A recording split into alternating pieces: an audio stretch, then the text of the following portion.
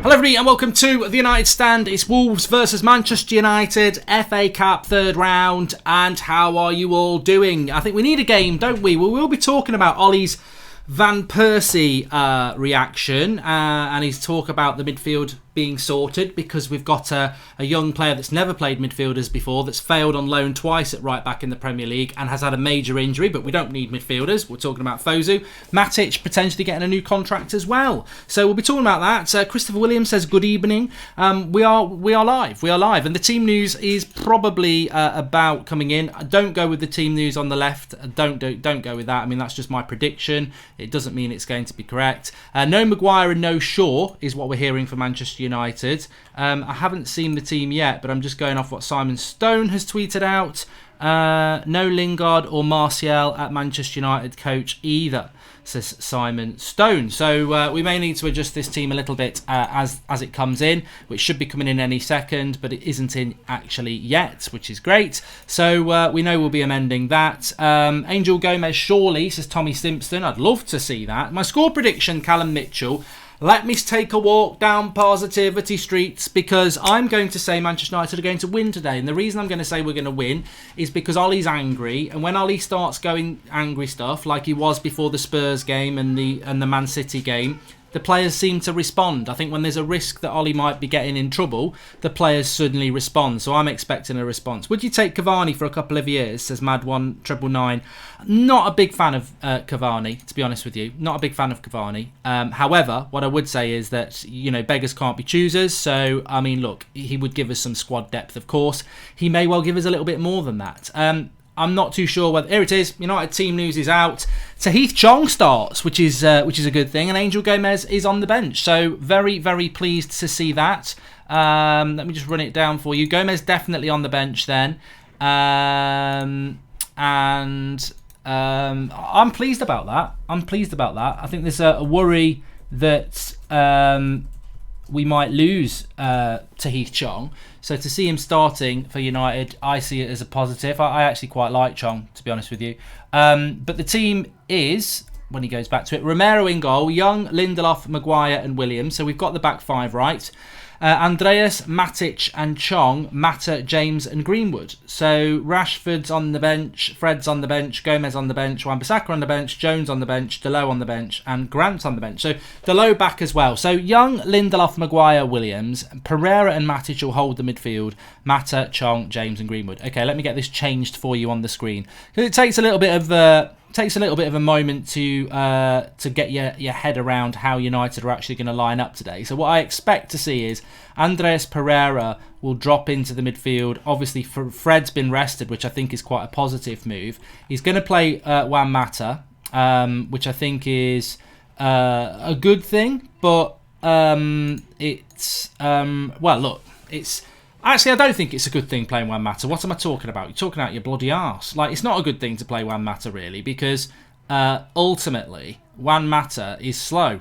But I think a lot depends on how the Wolverhampton Wanderers team is going to be set up. So let me just get this up on the screen for you now, and you can take a look at this Manchester United side in all its glory, because you can then decide, when you see it on the screen in front of you, is this a side to scare Wolverhampton Wanderers. So let me have a look if it's now up on the screen for you.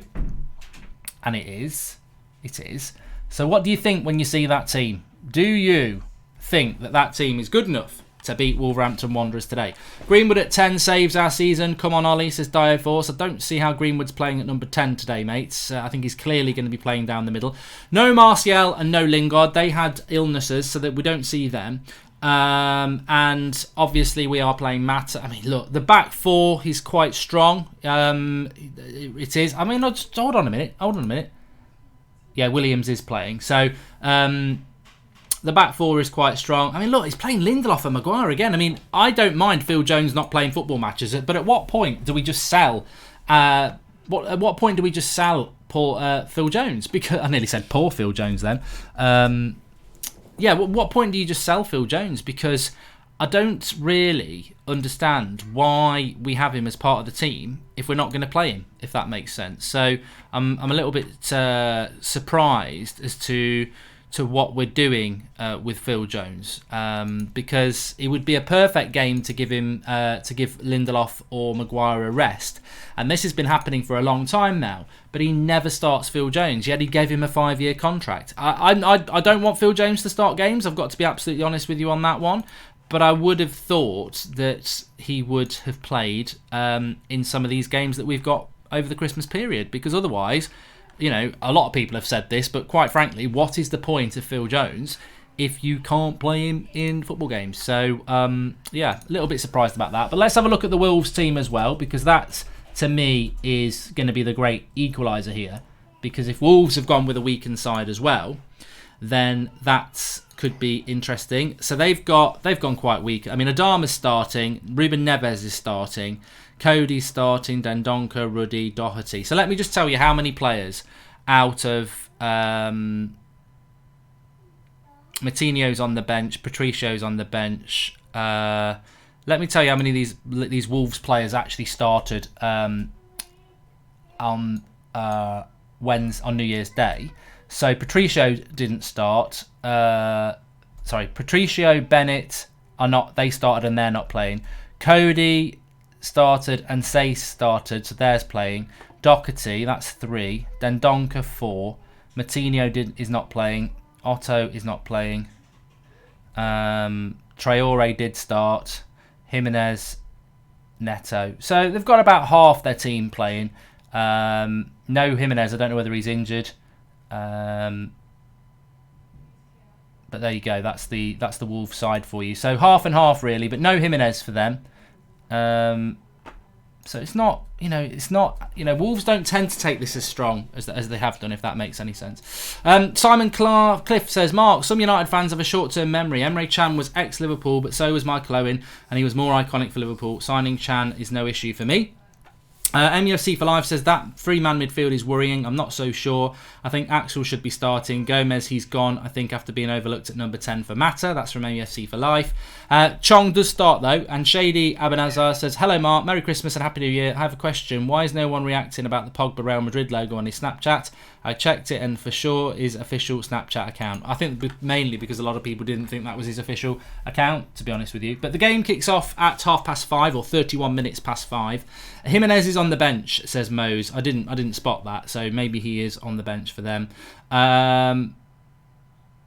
Should have saved Williams for the league, our best left back, says L09. Mark, I'm 24 years young today. Watch the match with a few cans of Carling, hoping United can do the business, says Jordan Search. Happy birthday to you, Jordan.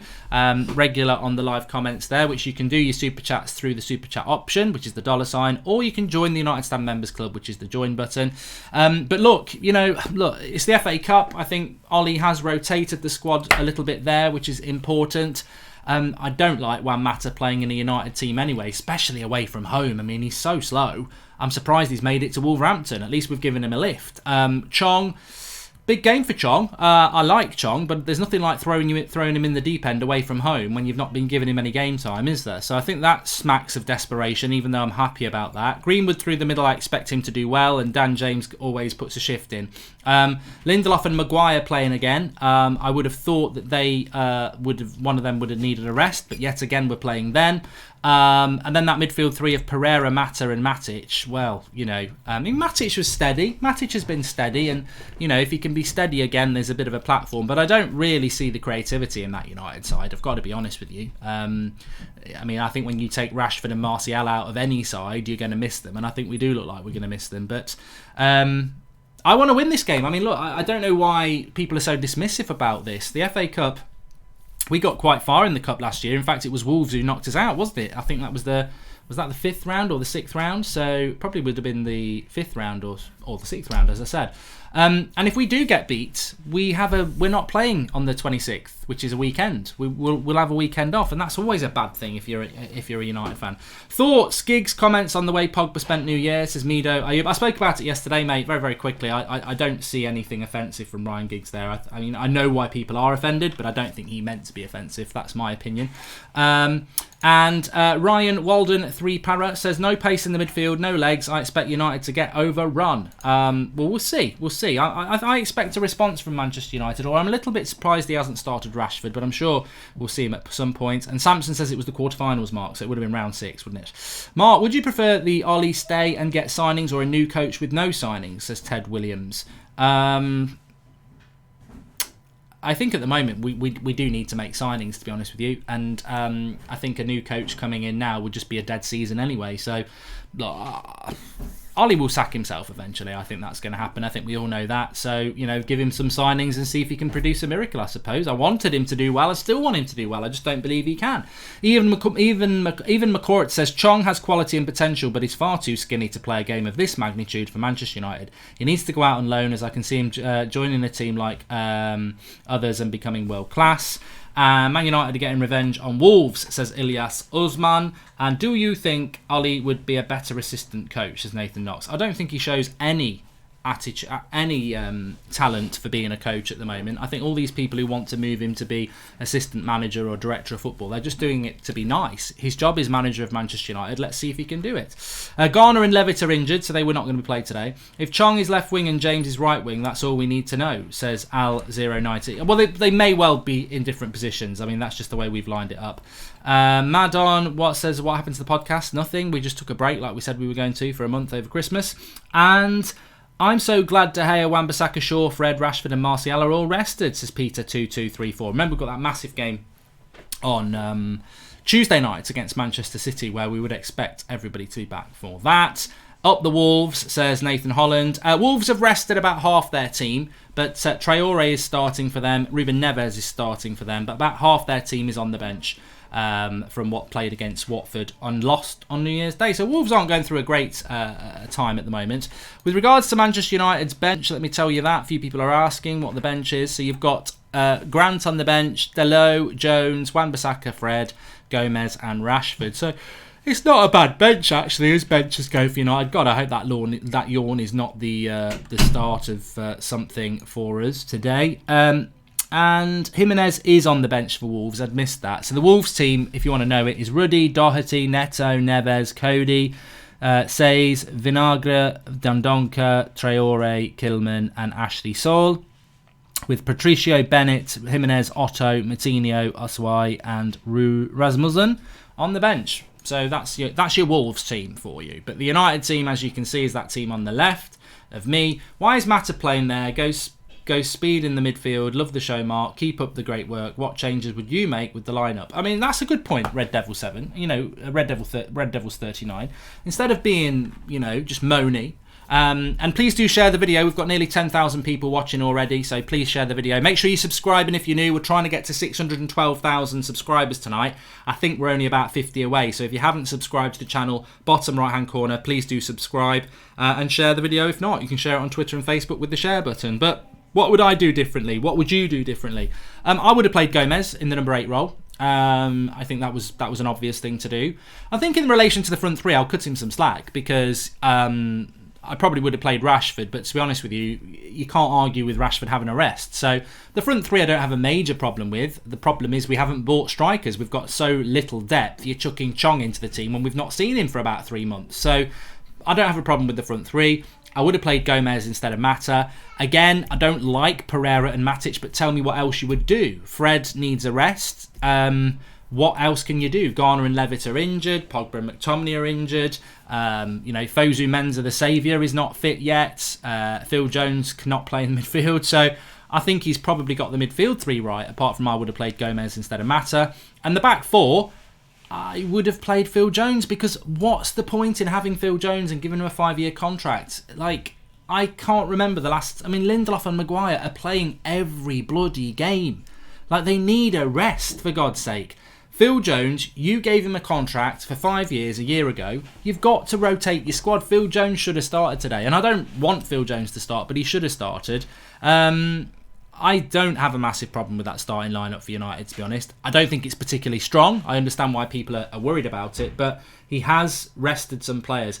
Maybe he's resting players at the expense of being knocked out. I don't really have a confidence in that team winning, but I have predicted we're going to win. But I think it will be tight. I can't see that team winning a game 3 or 4-0. So I think it's going to be an interesting game.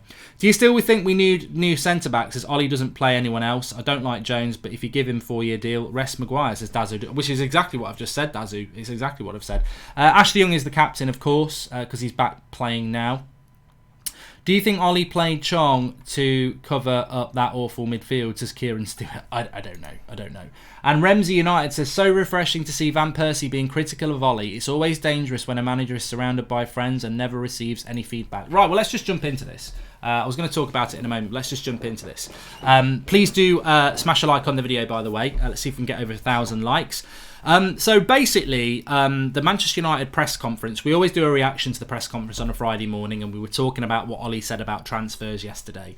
There is an embargoed bit that comes out at 10:30. So last night, 10:30, I'm sat there watching John Wick 3. Loads of action in my bedroom last night, John Wick 3. And I look on my phone and I see all this stuff about Van Persie and Ollie. I think, can I be asked to get up and do a video about it? No, I'm watching John Wick 3.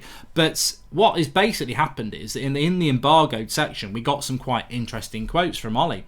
And basically what he's done is he's come back at Robin Van Persie and said he's got no right to criticise his management style, and he won't be changing his management style. Van Persie basically said, you can't be smiling after losing to Arsenal like that. It's not good enough. So what we've then seen is a lot of United fans saying Ollie's a prat, and a lot of United fans saying, go on Ollie, that's my manager having a go at Van Persie. To me, there's two things here. One, I've got no issue with Ollie having a go at Van Persie. That's what you want to see from a manager. A little bit of, God, bloody hell. Watford have blown a 3-0 lead to Tranmere and it's 3-all. But I've got no problem with Ole Gunnar Solskjaer having an opinion. Surely that's what the United stand's all about. So you can't moan about him having an opinion. You can't moan about him. He looked quite angry by it in a controlled way. So that's good. But what he's getting angry about, and I don't really understand what Ole Gunnar Solskjaer said. If anybody does, I don't know what he was actually saying. All he said is, I'm not changing my management style, and it's none of Van Persie's business how I do what I do. And then something about not taking his number 20 shirt because it's not medieval times. Again, I didn't get that. But Van Persie echoed what many Man United fans felt. So when Ollie says it's none of Van Persie's business and I'm not changing my style, he's not just saying it to Van Persie, he's saying to every one of the United fans who thought that him smiling after the Arsenal game was unacceptable. So look, I don't understand the Van Persie Ollie thing. I don't think you need to make sides. Ollie was a legend for far more than scoring the goal in '99. He did loads of things for us as a player, and he is a legend of the club. But to me, so is Van Persie. To win a title on your own, there's not many people that can do that. And he won our 20th title, and he was a fantastic player in that season. And I would always put him down as a legend because that title was legendary, and it happened because of him. Where others fell away, he stood up and did it over that year. But for me, it's not about Ollie or Robin Van Persie. I don't mind Ollie having an opinion, and I don't mind I agree with what Van Persie said. So at the end of the day, I go back to that previous comment. I think it's good that somebody is actually coming out and saying what the fans were thinking. And if Ollie wants to have a go at Van Persie and make it about him and Van Persie, well, Van Persie's just saying what the fans were saying, which is, what are you doing coming out after an embarrassing loss, smiling your face away? I don't agree with that. I don't agree with that. A lot of fans don't agree with it. Some people didn't have a problem with it. we don't want to see a divide in our fan base. We don't want to see a divide in our fan base, but you are going to get different opinions. I think it's childish to turn it into I'm Team Ollie, I'm Team Van Persie, because if you're Team Ollie, you basically agree with smiling after a loss to Arsenal, and if you're Team Van Persie, you're basically siding with somebody who, is just a pundit. I think just make your own mind up. I don't really have a problem with what was said. I just thought straight away, Ollie, have you actually thought this through by having a go at Van Persie? You're having a go at the fans. We let Herrera leave for free, but sign Phil Jones, says Jermaine Decray. And MUFC for life. I've got to ask as well, any concrete transfer reports from today? Got to ask, we still need 2 centre midfielders, 1 centre attacking midfielder and a right winger in the squad to finish the season. That's from MUFC for life.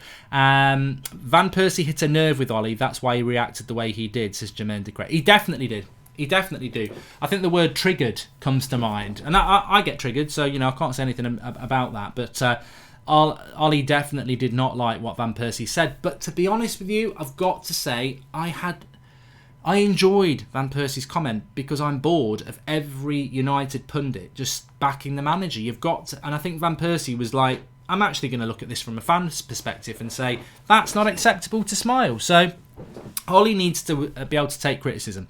Manchester United, I hate to say it, but due to our lack of squad depth, being knocked out of the FA and Carabao Cups would be the best thing for our top 4 hopes. It would be, you're right, but it's not the best for us as fans who want to watch live football. Hi Mark, I've already written off this game, hopeful, but Wolves have our measure. Surprised how much rotation there has been despite injuries, says Josh Sutton. And Jimbo74, Mark, we're all entitled to our opinions. Yes, Ollie is a legend to the club, but I agree with Van Persie.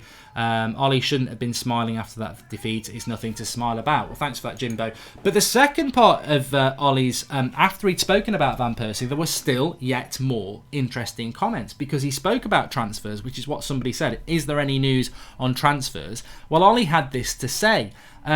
We've got Matic, he's playing well at the moment, he's got his opportunity, he won't be leaving in January, and there is an opportunity to get a new contract. Matic is out of contract in the summer with the option of giving him another year.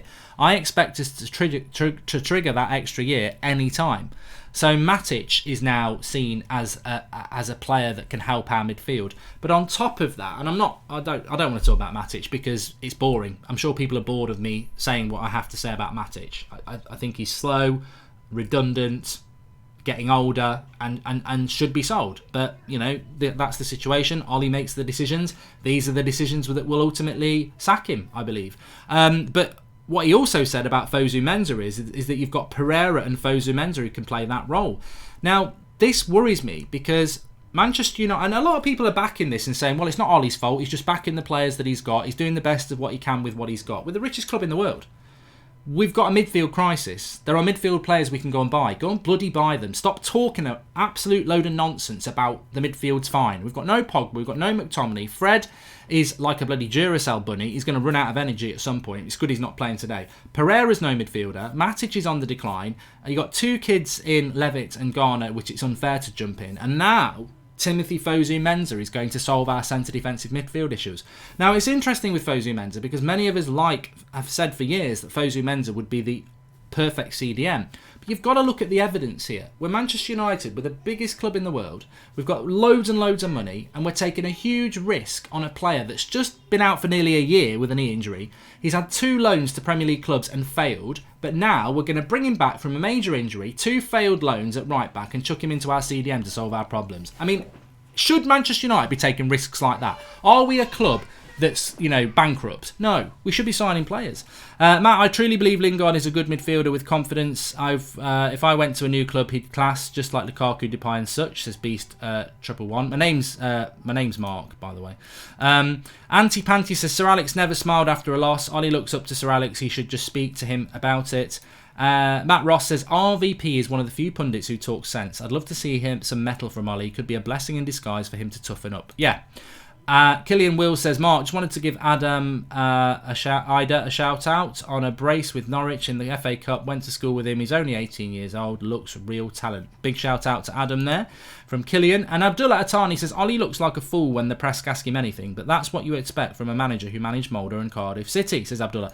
Look, you know what? I don't want this to turn into an anti-Ollie show, because there's a lot of people who are Ollie in. There's a lot of people who are Ollie out. Everybody knows where I stand on it. Long term, I don't think he's going to do any good. But now, I've already said, let's give him till May and let's spend some money in January. Let's see what's going to happen. Doesn't mean I'm not going to be vocal about the issues I have with him. But, the previous comment from Abdullah is absolutely spot on there. When we appointed Ollie, we all said he's inexperienced and naive, and we're going to have to just put up with that. He is inexperienced and he is naive.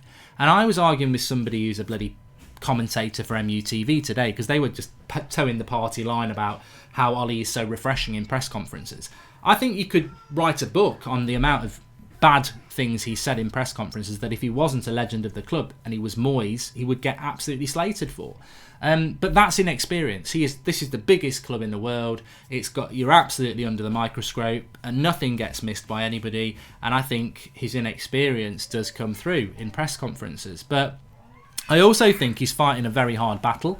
He's probably been told, you've hardly got any money in January, or there is money but we've got no time to get players in. So he has got to spin this positive of, well, we've got Matic, we've got Pereira who can play midfield, Timmy's coming back. I mean, it's irritating to fans because you know it's a load of bollocks, but he has got to toe that party line. Van Persie spoke about Ollie being too friendly and not having the fear factor as a manager, says Twisted8725. Again, that's a very good comment, because it wasn't just about the smiling. Van Persie did say that he comes across as too friendly and not having the fear factor as a manager. He did say that, so I'm glad that you've said that. But to me, I still don't disagree with that from Van Persie. I said this myself after the game. I don't see a fear factor in that team because they're all too comfortable. It does seem too friendly, and I've got to be honest here. A lot of people have said this, not just it's out there. I think it's even on video when he was manager of Mulder, but there are people who are saying this, and it's coming out from the club, that Ollie's final words in a dressing room are, go out there and enjoy yourself. Now, as a sentence, that's not too bad, but it doesn't work because, there's no pressure. And as we know, under Sir Alex Ferguson, there was a lot of pressure. You were scared of losing. Weigl just went to Benfica from Dortmund. He's a CDM, says Kel Banks. Yeah, I think Weigl has dropped off a little bit from the potential that he had. He's in his mid-20s now, but he has just gone to Benfica for 17 million. Would he have improved us? Yes, he would. Menza looks more of a decent squad centre-back, right-back, to be honest, as Pete Squire. Anybody who's watched this show for years will know that I've said that Timothy Fosu-Mensah, and many of you have said that Timothy Fosu-Mensah would be I think he's suited to being a CDM. But a lot of that's, it's fantasy talk. He's had 2 loans at Premier League clubs and failed. He's also had a really bad injury. I'll guarantee he's going to pick up a second injury within the next 2 months if we play him a lot, because that's what happens. You come back from a big injury, you're going to get other injuries. To drop him into a Premier League midfield and think he's going to be a top 4 midfielder from nowhere is just fantasy. I hope it happens, but it's fantasy. And what I've seen of Timothy Fosu-Mensah is that he's got a heavy first touch, and how is that going to help him in the midfield? Right back, you can compensate with a heavy first touch because you get it out your feet and you move forward. But in the midfield, you've got to have a good touch, and it's got to be a close touch. And I think he could be a midfielder, but he's not. How are we going to experiment with that halfway through a season? Even though I agree with different aspects on both sides, I'm just crossing my fingers and hoping Ollie proves us wrong. Would be the perfect dream for us, says Daniel Fosness Hansen. Spot on. You're absolutely spot on with that. And Benjamin Springer says the biggest problem in all of this is that we have no tactical plan in any game seemingly. It's enhanced due to having a polo midfield. Go get us Poch. And Josh Sutton says, I want to give a shout out to Rance at the Emirates, how he kept his cool towards those drunken fans after the game. Saw some footage and he was all class. Well, I think that's all very, very sad, isn't it? United fans attacking United fans because it's their club. You can't say anything negative. It's their club. Well, they can't say anything negative because they all go in the singing section and they've been told if you sing anything anti-Glazer, you'll have your tickets took off you. So who's the real fans? The people who are saying what they really think, or you lot who shout that it's your club but don't dare sing anything negative about the most negative aspect of our club. So, they're top Reds. Exactly, Ian Forward. Look, I think we've got the best away support in the world. I think our away support is fantastic. I love all United fans, but when United fans start attacking United fans because their opinion matters more than anybody else's, they need to take a long, hard look in the mirror and think, what are you doing to help our club? Aston Villa and Brighton are out, says Farnjed. And why take us so long to make a signing, says Elvis Hart. Well, nobody's made a signing yet, have they? They haven't made a signing yet. But what I would say is, how do you think United are going to play today? Because I don't see United playing anything different than what we have tried to play under Ollie. High press, but sit back and counter, which is exactly what Wolves does. So I think it'll be a low-scoring game. I'm going to go with the United win. I've just got a feeling that when Ollie gets angry, we do tend to get a reaction. He was angry before the Spurs game. There was talk that he'd get the sack, and the players responded. I expect the players to respond again. Ollie won't let Angel play with his Devils. Hell awaits, says Duncan Sy. And Buster Nut says, Ollie is clearly inept. Everyone has the right to judge him. That's how it works in the game of football. Late subs only on the counter, not a United manager. Look, Ole Gunnar Solskjaer has been manager of Manchester United for over a year. If you haven't seen enough evidence to make your mind up yet, what are you waiting for, apart from this vision that we never get to see? We all want to see that vision. I doubt we'll ever see it, but it could still happen. But there is enough evidence there to have your opinion on Ollie, and you can't just keep hiding behind everything's going to be all right. It's not a Bob Marley song. It's Manchester United. Okay.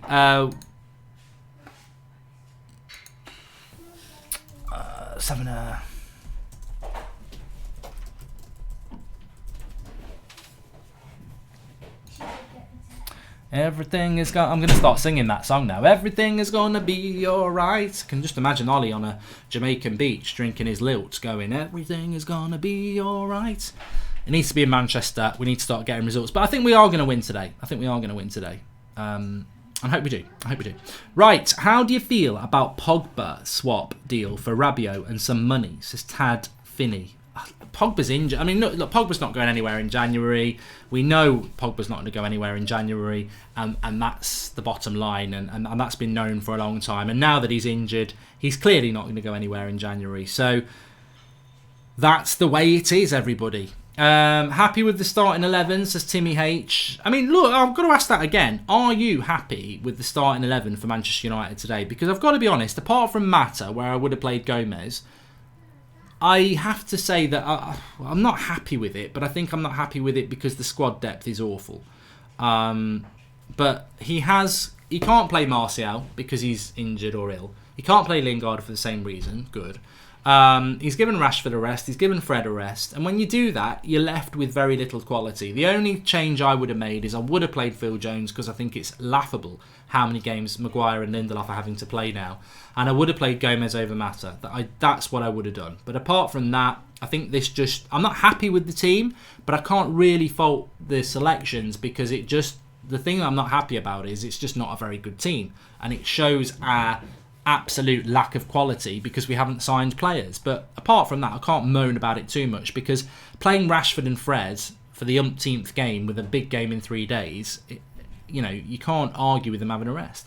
There is no vision. Van Persie was right. Wolves manager you should take as he's a young Mourinho, says Amy Assett. I wouldn't ever take Nuno from Wolves as Manchester United manager. I mean, why would we want a manager who plays counter-attacking football? We've got one. I don't like counter-attacking football. I mean, it works for Wolves, but I don't think it works for us. A lot of people fancy Wolves to win. Koba Idin says 3-0 to Wolves. Imran Khan says Wolves are going to win 4-0. So a lot of people fancy the Wolves win. Welcome to MIJ, the latest member of the United Stand Members Club. Remember, you can do that by clicking your join button. You get a little badge next to your name, which changes each month that you're a member.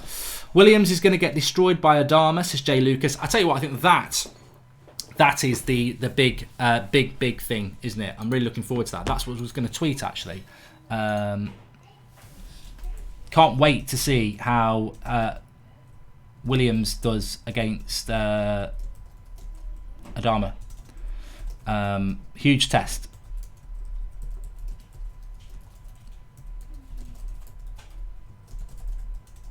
And, I expect him to come through it. I think he's got a good future at Manchester United. But,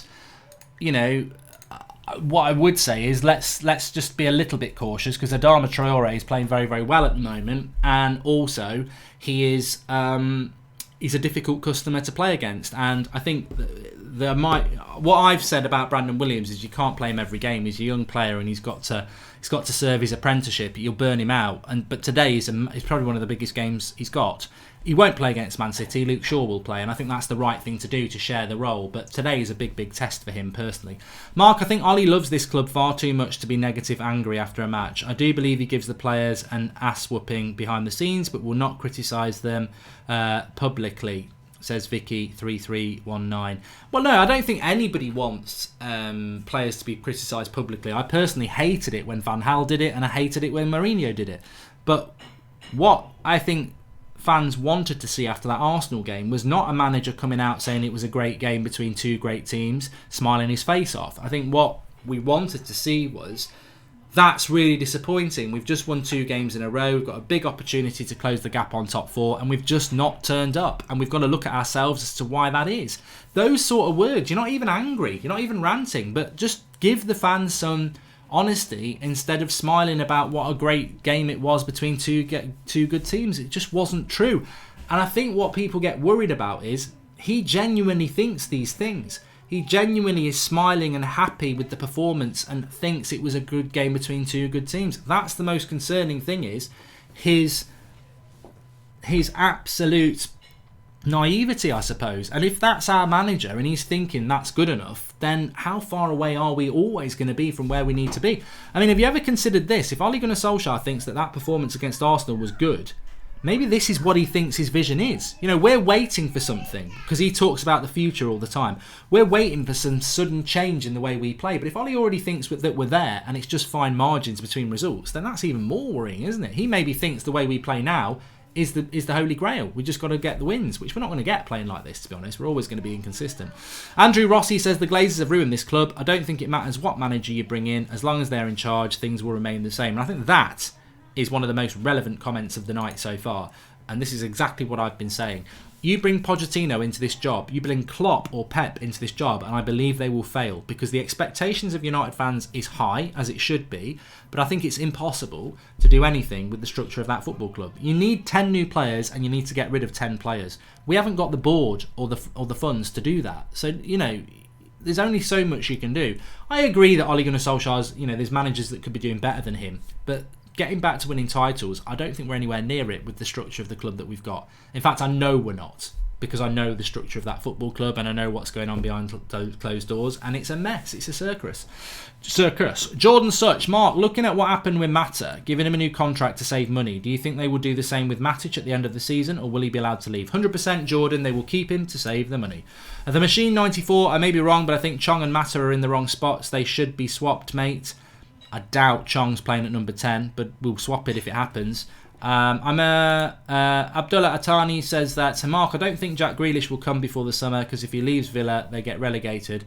Unless we pay crazy money, we won't get him in January. We're better off trying to get Eriksen, says Abdullah. Well, Eriksen's tearing. I mean, that's what worries me about United. You've got Grealish, who statistically is playing really, really well this season, but you've got Eriksen, who's more gettable, who's playing absolutely shite. Go and get players that are going to improve us. That's what I want to see. Dipanshar Kumar says, can we seriously afford any time considering... Can we seriously afford any time considering the past 6 years, like, for God's sake, Liverpool are going to win the Premier League, and supporting Ollie equals supporting Ed. Ollie sacked equals Ed exposed, says Dipanshar Kumar. And welcome to Pavan Kartik, the latest member of the United Stand Members Club. Please do subscribe to the channel if you're new. Bottom right-hand corner. We are trying to get up to 613,000 subscribers today, which is in the top right-hand corner. If you want to subscribe, bottom right-hand corner. If you are new, we're live every night at 8 o'clock. We've got Transfer Daily Monday to Friday at 7 a.m. We go live on any transfer news through the January transfer window. We've got previews, match reactions, call-ins, fan cams after the game, match reactions. So get involved, you won't regret it. It's a fantastic community, and as you will have already seen, we say it how it is. You know, it's important to see both sides. Obviously I've got an opinion, but I am very aware that we do need to see all sides. But it is a fan opinion show, it is a fan channel, and we don't just go with agendas for likes. We talk about what you want to talk about, and I think that's very, very important. Tyrannical says, I think you're 100% right that Bruno Fernandes not being bought to United is going to come back to haunt you. I was at the game, and honestly there is zero creativity in that United side. I said it, I keep saying it every single bloody week, that we didn't sign Bruno Fernandes will hurt us. Hi, Mark. Just wanted to give you some money, says Lee Chapman. Thank you, Lee. Appreciate that. And Andrew Rossi says, the board has left Ollie in the trenches taking grenades. They are tarnishing the reputation of a legend who would do anything for this club. Yeah, and I don't think there's any doubting that. Ole Gunnar Solskjaer loves this football club. But so do I, and so do many of you. And if I was offered the job, I'd take it. Doesn't mean I'm good enough to do the job. And I think that Ollie will never leave this club because he loves it. He will have to be sacked. But I think ultimately, by not giving him the players that he needs and the money that he needs, he will ultimately sacked because this job is impossible, and it's definitely impossible for a manager that doesn't have experience. Welcome to Rasmur Malmgren, the latest member of the United Stand Members Club, and Chong is playing on the right, I think, Mark, says Tommy B. We'll change it around. You might be right. Some people think Chong might be playing at number 10. I do not see that happening.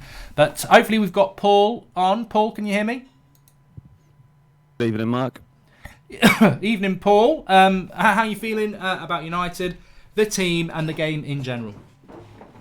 I am feeling not very confident, but we have the ability to win. To be honest, if you look at the starting 11, if you change 2 players out, how far away would we be from our strongest 11 currently, considering our injuries? So I know it's not a very strong team, but Ollie's options are limited, aren't they? Let's face it. I think Fred, Martial, Rashford come in, and then you're arguing about the others, really. Wan-Bissaka, obviously, so 4.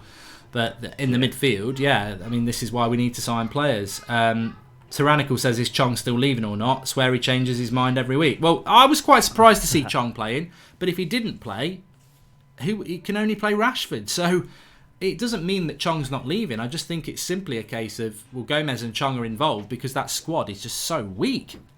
It's got no depth. I know, but why aren't we playing Gomez? I mean, how bad has Gomez got to be to not be able to get a game in this midfield? If ever Ollie's predictions of bringing youth into this team would come to fruition, surely Gomez adding quality to that midfield would be the correct decision. So he must be doing something in training. I don't know whether he's got off with his daughter or what, but honestly, Gomez missing from that starting 11 devastates me. I just want to see what he's got. I want to see the reason why we're not playing him.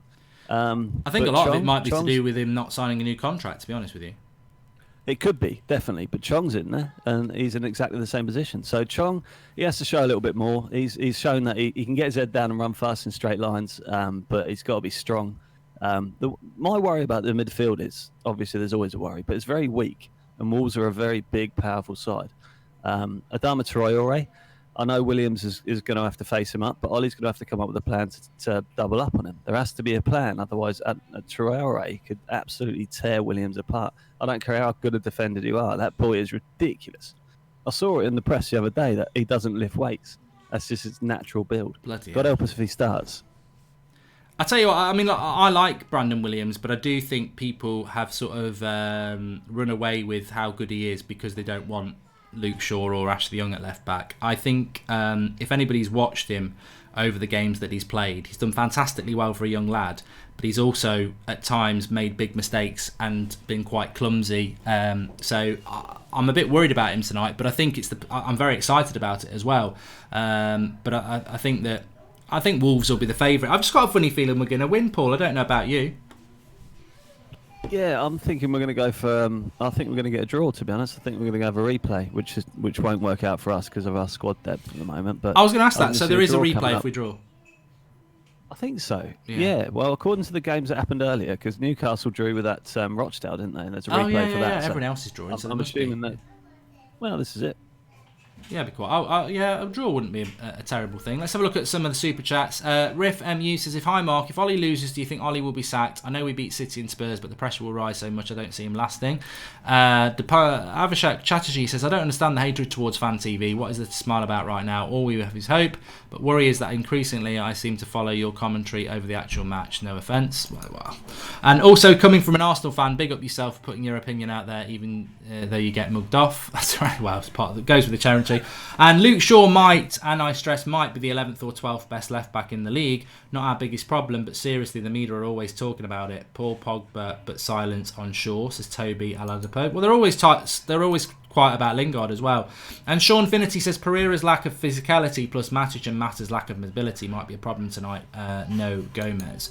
I think Gomez isn't playing because he has got an option to not play Gomez. I think Chong is playing because he's got no option other than to play him. I think it's as simple as that, Paul, to be honest with you.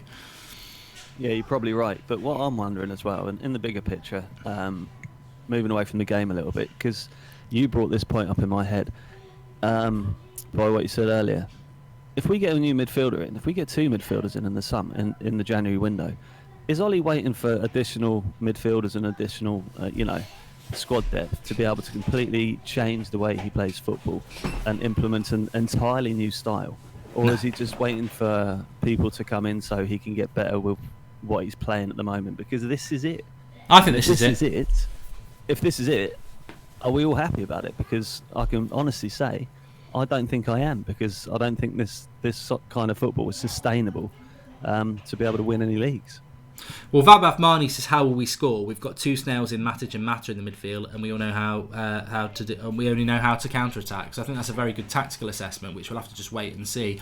But no, I agree. I think this only dawned on me probably after Ollie's famous smile after the Arsenal game, because it actually made me think, how he's reacted to people, talking about the smiling. I think, and the biggest thing for me was that he said, well, he didn't say this, but probably why he was smiling is because what he did say is, I don't think we played bad. I thought it was a good game of football between 2 good teams. So effectively using the normal, it could have gone both ways. Well, it couldn't have gone both ways because we could have been 4-0 down at half time. And in the second half, they just put the pipe and slippers on and just sat back knowing we couldn't break them down. It wasn't a good game of football from United. But the fact that Ollie thinks it was has clicked in my mind that this is it.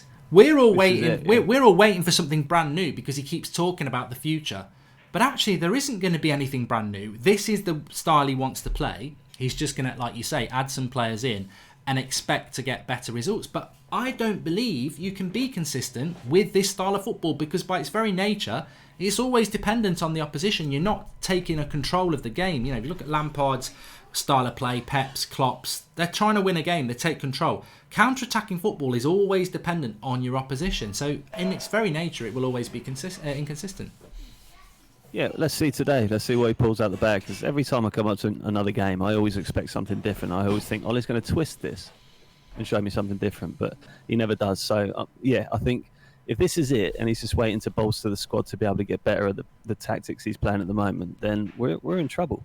Because, as I say, sustainability is going to be difficult with this style of football. And also, his comments, Mark, they're making me mistrust Ollie. He's complete. He's so. How do I put it?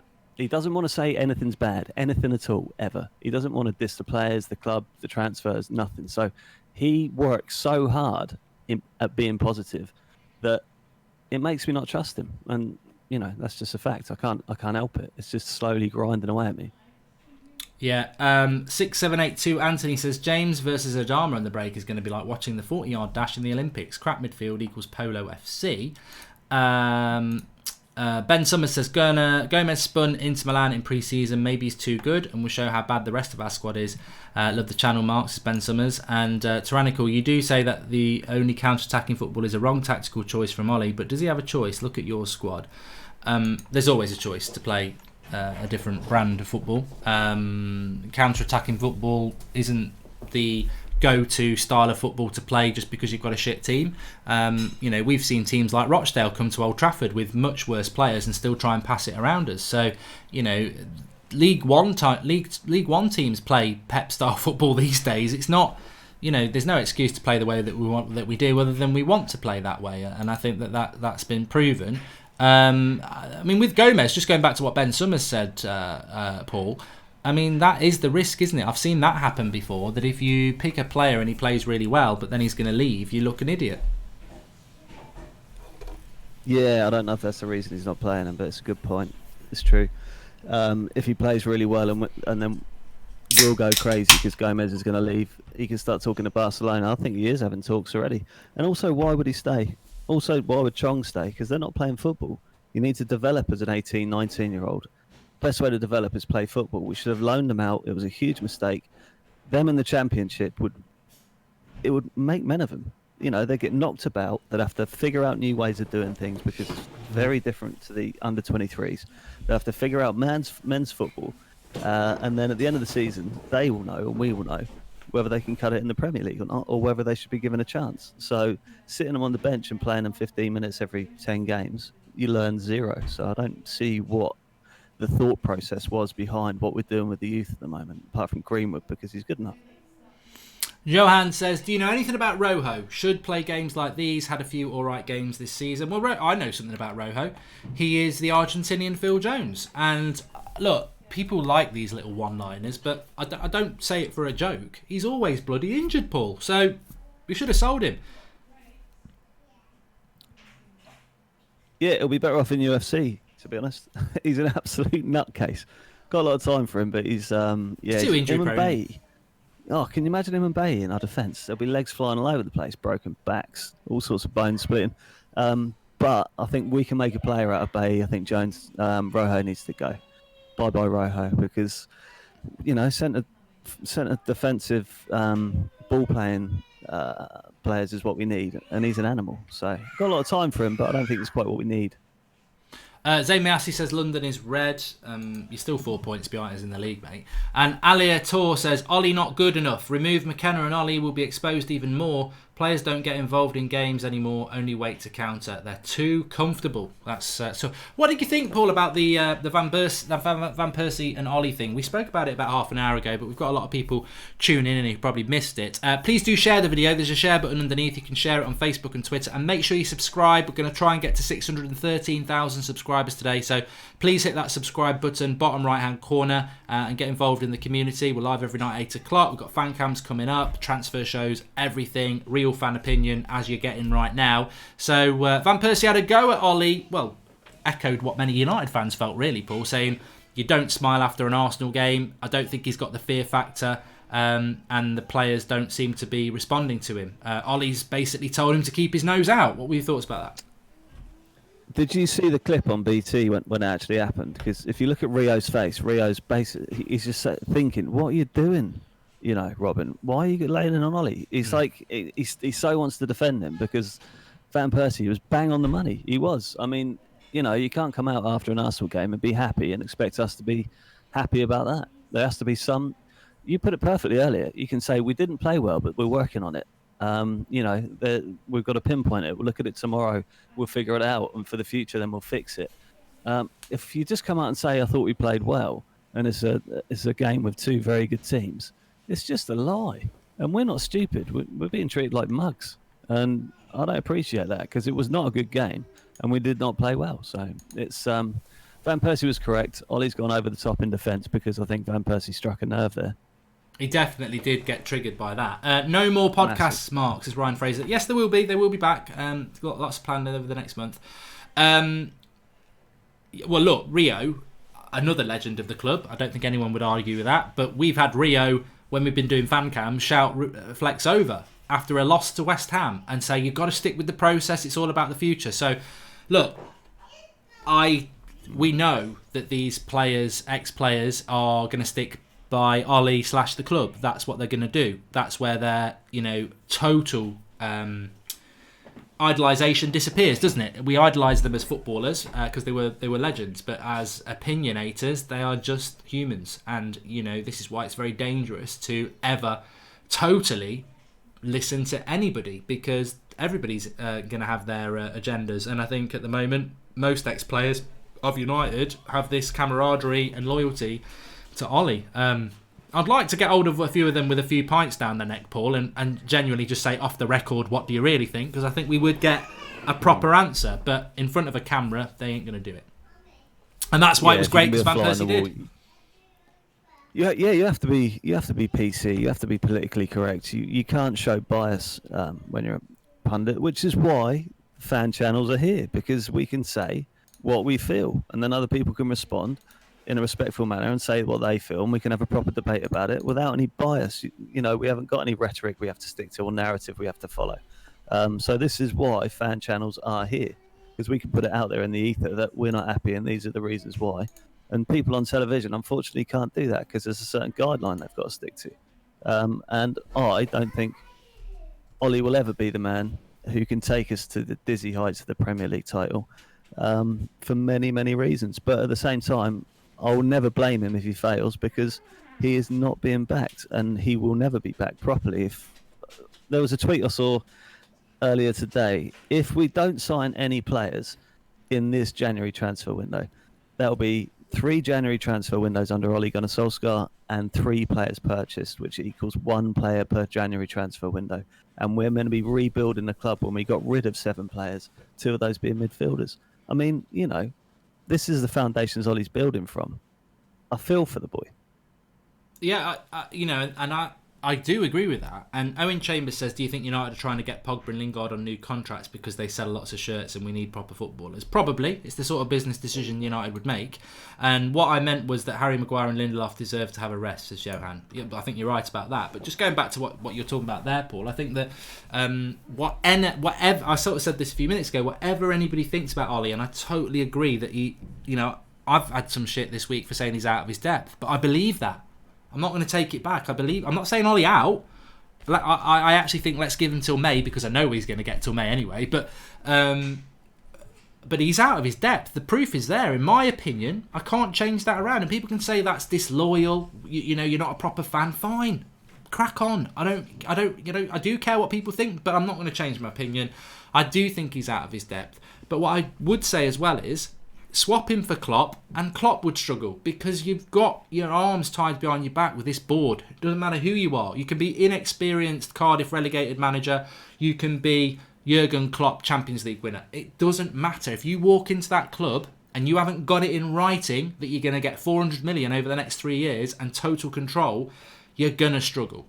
And, we talk about these 3-year projects. We've never started it, because the 3-year project can never start until a manager has got that control, or a director of football has got that control. You can't come in and say we're going to win a title in 3 years when you've got Woodward and co. not giving you the money, not letting you sell players, not recruiting the right players. It's just not going to happen for me. And I think that is where I feel sorry for Ollie about, because it's probably one of the hardest jobs in football, and he's got no experience anyway. He's got no experience at this level either, in terms of the media. I know he knows how much attention he gets as a Man United player, but it's even more so as a Man United manager, even more so when you're talking that you're not getting transfers in, and you're not getting what everybody knows. We need midfielders. Everybody. Pundits, they won't say it, but they know. We know. Ollie knows. Well, just to jump in on that, because I do forget things, and you can come back on this. It was Gary Neville who said it 6 weeks ago. United in January need to go out and sign 3 experienced players. And by experience, he meant pedigree, 25-year-olds. And at the time, I thought, what is Gary Neville on? But he's right, but he also knows that's never going to happen. So even the pundits who love Ollie are saying, we need 3 sort of 25-year-olds. We probably won't get 1. Gary Neville's right. He said Ollie needs to go out and spend their money. Yeah. That's what he needs to do. He needs to be given their money to succeed. And I completely agree with Gary Neville on that. I don't agree with him all the time, but he's a pretty level-headed pundit, actually. But Ollie's not in charge. Ollie's far from it. He's so wrapped up in this rebuild. I think he's been a little bit manipulated by Ed in terms of how to manage it. And he believes in it so much. You can see it in his face that he gets angry when people go against it. He believes in this rebuild and the way it's going so much that he'll just steam ahead with the way it's going. And it's not going to be quick enough, because after 2.5 years, 3 years, when he gets fired, even before that, what happens? We start again with a rebuild, because what's Ollie building? He's building a counter-attacking team. Who else is going to come in and carry on that counter-attacking ethos? Nobody, because football's moved on. So, we've jumped from manager to manager with different templates and different styles, and we're going to do it again. So it's very difficult for me to see the future. And also, Ed mentioned in this scripted interview that we've got people in the background that have been there 10 years working at this. They failed for 10 years. and they're still there. No one's leaving, and now they're saying they've got it right again. Well, why should we trust anything that the board say or Ed says? Well, the players are coming out. Paul, give us Yeah. your prediction. I know you're going to come on at half time and then the last 10 again, but you know, what are you going to be saying at half time, Paul, and what's the way this game's going to go? Yeah, 2-0, mate. And To United? we'll see at half time. Yeah, why not? Oh, I'm liking that. Okay, we'll see at half time, Paul. See you in a bit. He's absolutely stumped me there. I thought he was going to, all that realism, and then I thought he was going to say, yeah, there's no way we're going to win this. Please do subscribe if you're new, bottom right-hand corner. United Stand live every night at 8 o'clock. Transfer daily, 7 a.m. every weekday. We'll go live on any transfer news. We do call-ins, we do fan cams after the game, match reactions, previews. Loads of stuff going on the channel in 2020. We've got some new stuff coming in as well. Love the Sander on the Street stuff as well, where he goes out interviewing fans around the streets. He's actually down in Kent for Christmas, so he's interviewed people on the streets of Kent about United. He normally does it outside Old Trafford. Loads of exciting stuff. Real fan opinion. You're not going to agree with it. You're not going to agree with all of it. If that's the case, we've achieved what this channel's all about. You're not meant to. It's meant to get those creative, football-loving juicers in your head, not anywhere else, flowing. And if I talk a load of shit, I do it all the time, but it might make you think something else. And that's the way it works. It's all about opinion. Ishmael Shohaj says that only tool left is boycotting an empty Old Trafford. It would be a big tool. It would be a very impactful tool. I just don't see how you do it. Mark, Ollie's positivity is as bad as Corbyn's when he lost the election. Maybe Ollie should be Labour's spokesman. That's from Zane. I think Zane might be a Tory. Vince's viewpoint, if Pep Guardiola's contract expires next year and he leaves City, should United go for Pep? I don't think Pep would come near United because Pep likes it all planned out. He likes, he had somebody in Man City a year before he went in, getting players.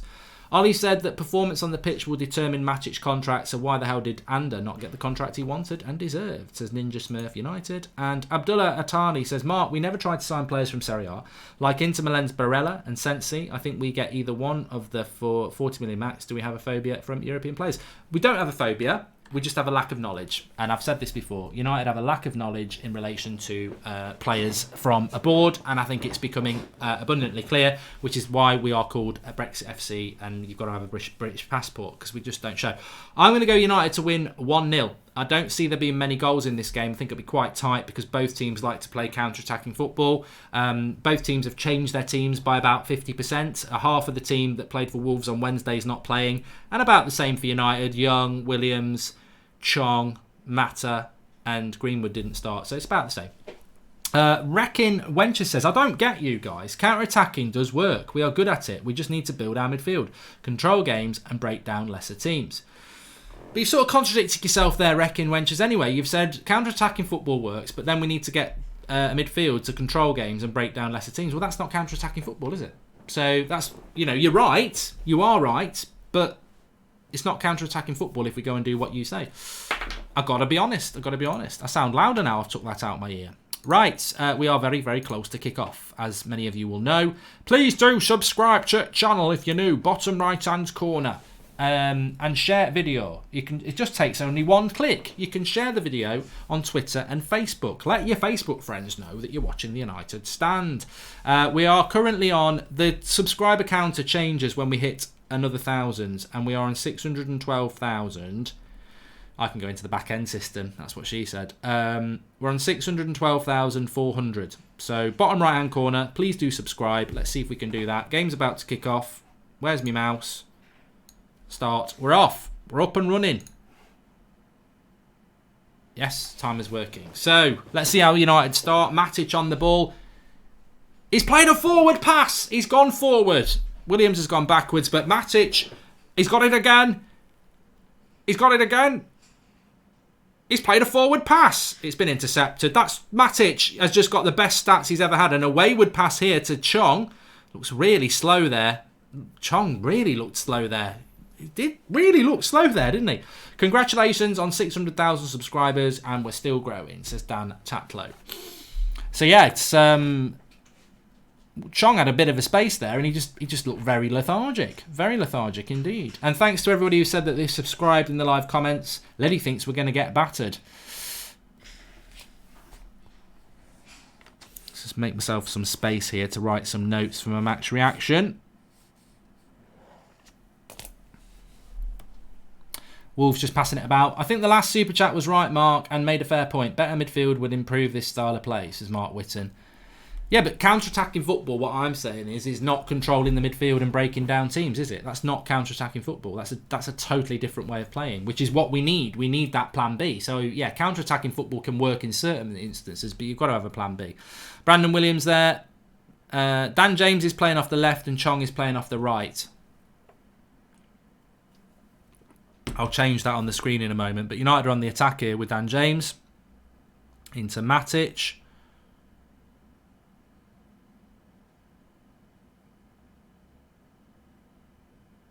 United's having a lot of the ball at the moment, United, but we know that Wolves will like that. They will like to soak up the pressure and hit on the break. Don't know much about this 56 for Wolves, but he looks like he's big and powerful. If he's got speed as well, that could be a problem for Wolves. I forget what his name is. If anyone wants to put it in the live comments, I know it's double-barrelled. Hey, Mark, you've missed my super chat twice. Please promote Glazers Out. I'll be here to remind every week. Proud of how far this channel has come, says Kuno9T. And Johnny Wilson says, I'm worried that Rashford or Martial will get injured and that we will sign no backup player in January and be in jeopardy like Harry Kane and Spurs. 100% Johnny Wilson. That's how shallow the situation is. There they are, the three coaches, McKenna, Solskjaer and Carrick. I said this the other week. Every time it pans on them, do you get a feeling of this is going to work? Because I want it to, but they just don't. They look like, work experience people. And they're in here. One ball over the top. Harry Maguire wanted an offside flag, and they have got it, to be fair. It's one of those delayed ones. And we do get VAR. We do get VAR.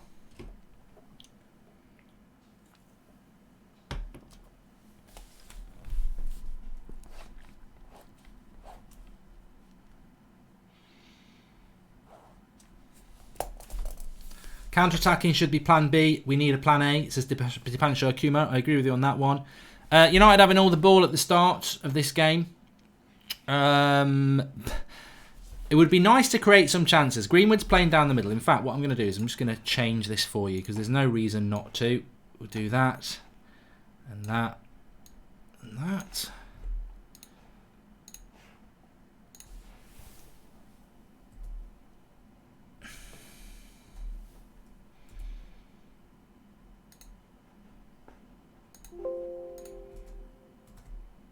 Yeah, James and Chong on your screen now have swapped over. Chong's just won it back here. Greenwood, he should have played that into Chong a lot quicker. He's gone individual there and he didn't need to. I thought that was a foul on Pereira there and he has given it. Referee and linesman seem to be on a lag. They seem to be quite slow today. NBW says, what the fuck is this squad? It's called lack of squad depth, mate. I haven't got a problem with the 11 that we've picked. I just think it exposes the fact that we don't actually have that bigger squad depth, to be honest with you.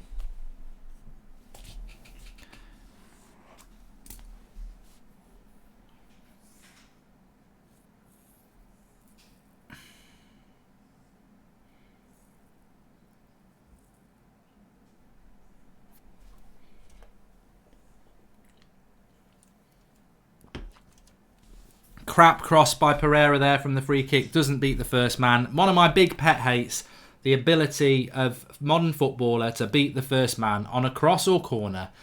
It's unbelievable. I tell you what, if you gave me a dead ball, I would beat the first man with power. I don't understand why the modern footballer can't do it. It happens so much. And Lingard's been done here by number 56. He's all on his own. Lindelof, sorry. I call him Lingard. And Harry Maguire makes the recovery tackle and it's a corner. I can't see what his name is on the back of his shirt. Ashley Seal. Well, he left...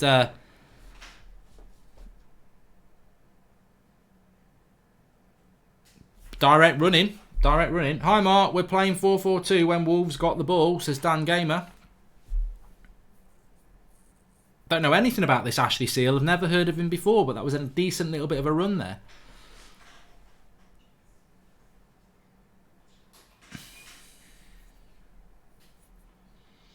Romero catching practice.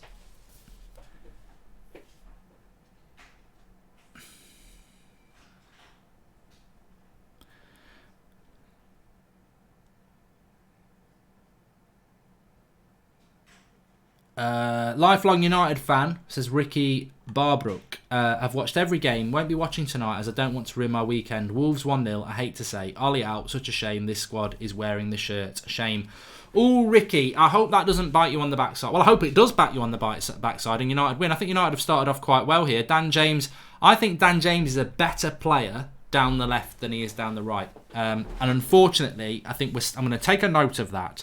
DJ down left for the match reaction. Every time I see him on the left, he looks better to me. And what was that? Who was shooting from there? Pereira was going to shoot from 40 bloody yards. He is a prat, isn't he? He is a prat with his shooting, Pereira. Nice little bit of play here between Mata and Pereira. And another corner. Nice little bit of... Oh, sorry, it's Greenwood. Greenwood on his left foot as well. Good little bit of play there. Mata whizzing it into Greenwood. It's good Ollie played James on the left. He was never that good at cutting inside. Playing on the left, we can utilise his crossing, says Abdullah Al-Thani. But we can't play Dan James on the left because we have to play Rashford there.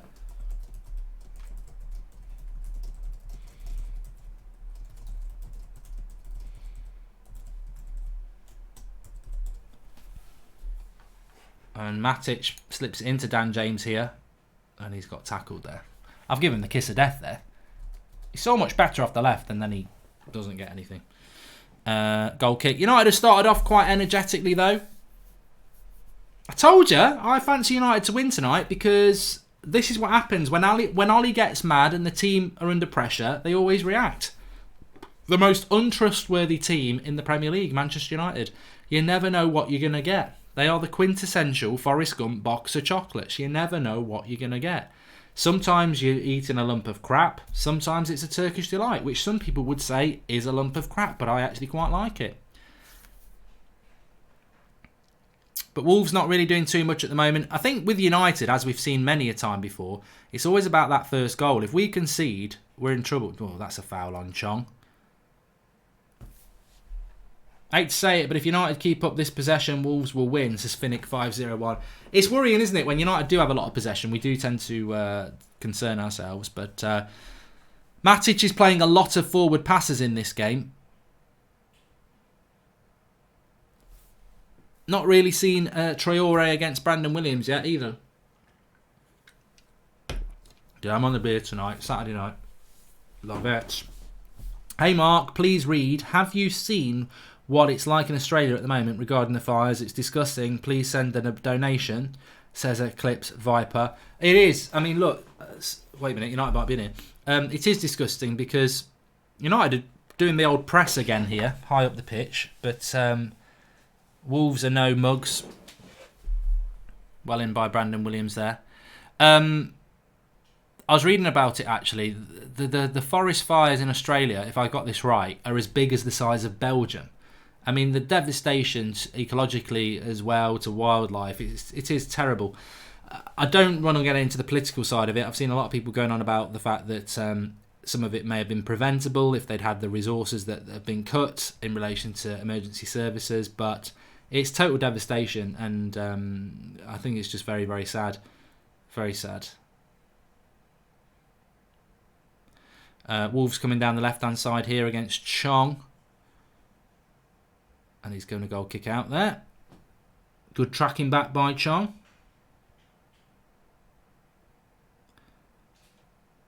Albin says, with James back on the left-hand side, we've got a chance to win this game. I will tell you what, I would love to have seen Angel Gomez starting today. I would love to have seen Angel Gomez start today over Mata, but maybe he's already gone. Maybe that's the problem. Ben Cupboard says, we love you, Wolves. I don't have a great relationship with Wolves. No, I find them irritating. But having said that, this season, not as irritating as maybe the season before because we play quite similar football where it's very deep.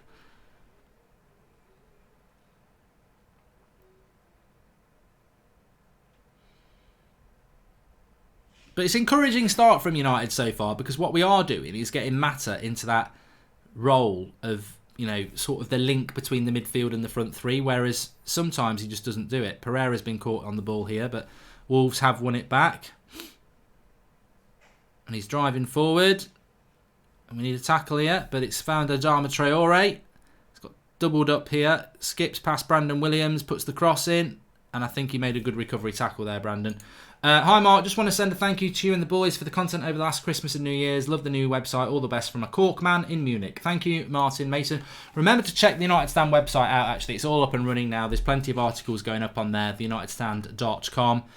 Good recovery tackle block from Brandon Williams there as Adama skipped past him. And it's a corner for Wolves. Now, look, zonal marking. We're zonal marking again. Bloody zonal marking again. And they nearly score. Twats. Zonal marking again from corners. You can tell it's zonal because they're all just stood there like prats. I hate it. I bloody hate it. They don't mark people. They just do zonal marking.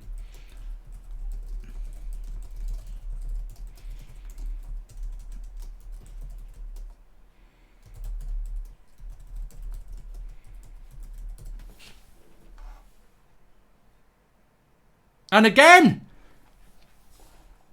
Bloody hell. I mean, look, I don't like to be proved right as somebody who has got no coaching badges, but they've just had 2 corners and they nearly scored both. This is basics. Zonal marking is shit, and we are getting found out for it after every bloody corner. What are we doing? Just mark your man. So Wolves have done nothing. They get a corner. Well, they get 2 corners and they nearly score because we're zonal marking. It's amateur. I agree with you, Sophie. It's amateur. Not many teams do zonal marking because what a save by Romero. Absolutely brilliant. Seeing it back. But the trouble with zonal marking is I used to play as a centre-back. If your zonal marking in your area is the edge of the 6-yard box and somebody gets a run on you, then they're going to get the bigger jump because they've got a run on you because your zonal marking you start from a standstill. So you can't jump higher than somebody who runs into your space. It's idiotic to do zonal marking. And again, we're doing it. And this shows you the lack of ability in our coaching staff. It's ridiculous. But it's 0-0. It's 0-0. But let's not forget, we keep conceding from corners as well. It was a fantastic save by Romero, though. Absolutely brilliant, as a lot of you are saying in the live comments. But Wolves should be 1-0 up. Despite United dominating possession, they should be 1-0 up from that. I'm ashamed at how good Williams is. Whenever the con artist Luke Shaw isn't playing, we're better for it, says Abdullah Atani. All right, mate, settle down. Here is Traore. Good tackle by Harry Maguire. And then there's a foul by Matic, which looked a little bit soft to me.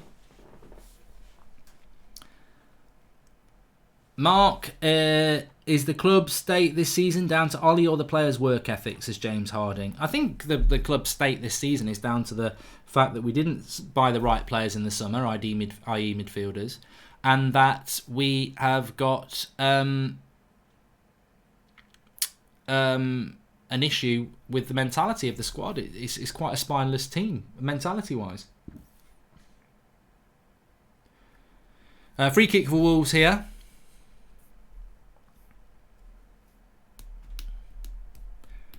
I'll be surprised if they shoot against Romero. I'll be looking at a back, probably going to cross this towards the back post, but he might be looking at a shot. I think he is going to shoot. Looking at his eyes, that to me means he's going to shoot. I don't know why people shoot from there. It's a long way out.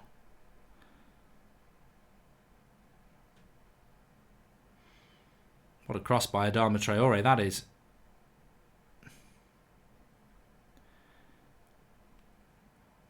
I do agree with what a lot of people have said as well. I think I said it in the summer. Chong and Gomez should have gone on loan. Cipriano, thank you for the contribution. And Totally Cheesy says, I'd take a draw. A draw would mean a replay, and I don't know when that replay would be. Ooh,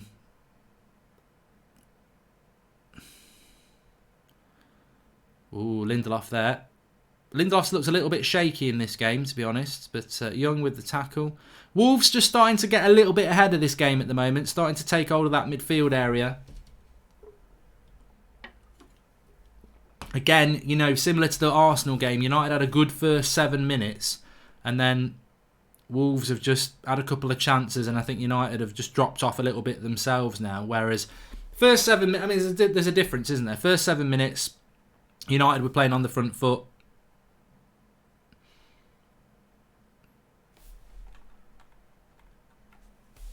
Wolves on the attack here. Rashford would have buried that free kick, says Joe Riker. Yeah, if you gave them 100 efforts, and one on the back post there, not a very good effort by them. Ollie is playing for the future. Ollie has a vision. Ollie plays 32-year-old Mata and won't give Gomez a chance, says Sabrina. I love the sarcasm. It's very true. United getting a little bit penned in here at the moment. Again, the ball's back with the back four, Harry Maguire. I do think Harry Maguire gets a lot of unfair criticism at the moment, to be fair, as well.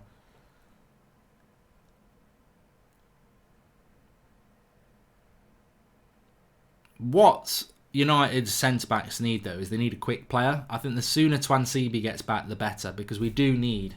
I think whether you're going to play Maguire or you're going to play Lindelof, I think both of them play better with a quick player next to them. I hate Ollie calling the players boys. They are top-level athletes, played millions. Should be professional, responsible and respectful always, not called boys, says Leandro Guvella. Chong's into the box there, but just pushed off the ball because he's not strong enough.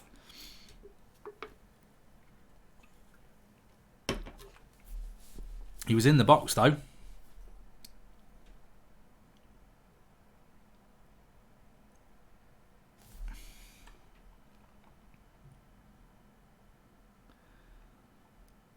Will Ollie still be United manager this time next year, says Harry Caldwell. As a percentage, I would say... I think there's a good chance he will be. I think that you underestimate how obsessed the club are with thinking this is the right thing to do. So I think that he could be. I mean, because, people say, well, he won't survive that long, but it's the worst start to a Premier League season we've ever had, and he's still here. I think that, you'd be surprised. Lovely play by Greenwood here. But it ends up on the halfway line with Maguire. Just watch those fans abusing flex and rants on the fan cams. I think they are the ones spewing hatred and toxicity they thought they were targeting. In any other domain, it would be viewed as assault or riling up hate, says Red Baron. Yeah. Well, they're just idiots, aren't they, really, at the end of the day? Giggs was strong enough at that age. Chong will develop, but likely at another club due to our incompetence, says Lynn Hall. He does need to play more games, Lynn, and I think that the problem is that he had... When was the last... Does anybody know when was the last game that Chong played for Manchester United? And this is the problem. There's been plenty of opportunities for him to be on the bench. All over Christmas, we were looking at the bench and you've got like 2 left-backs and a right-back on the bench. We easily could have put Chong on the bench for loads of games. We didn't, and then today he starts. And it's like, that's not how you keep people fresh and on the ball. And there has been opportunities to put Chong and Gomez on the bench, and we haven't done it. And then here he is today starting. Reggie Spectrum says Astana was the last time, and thanks to Finley as well. Astana was the last time that he started, which would have been the end of November, which has got to be like 5-6 weeks ago. And there's been plenty of games he could have been in.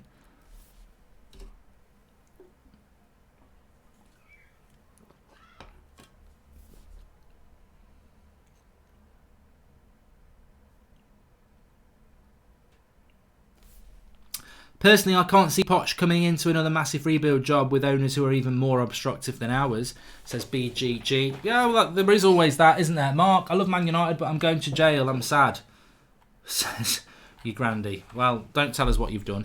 And Believe the Lord says it's... Bilali the Lord says it's a bit boring. We're crap, says Melil. And... I'm a new subscriber, says Zach Healy. Well, welcome to the club, the United Stand community, mate. Please do subscribe if you're new. Bottom right-hand corner, get involved. Got fan cams after the game. Rickey's there. Adam's there. I think. Well, Flex is obviously there because he'll be doing the interviews. Young with a cross. Don't know who that was to. It was a decent cross, but there's no one near it, and Wolves will just get rid of this. Bottom right-hand corner to subscribe. We're live every night at 8 o'clock. Transfer news, previews, match reactions, the lot. Real fan opinion on the United Stand. We say it how it is, and so do you. Bottom right-hand corner. And please do share the video. If you have subscribed, there's a share button. You can share it on Twitter and Facebook.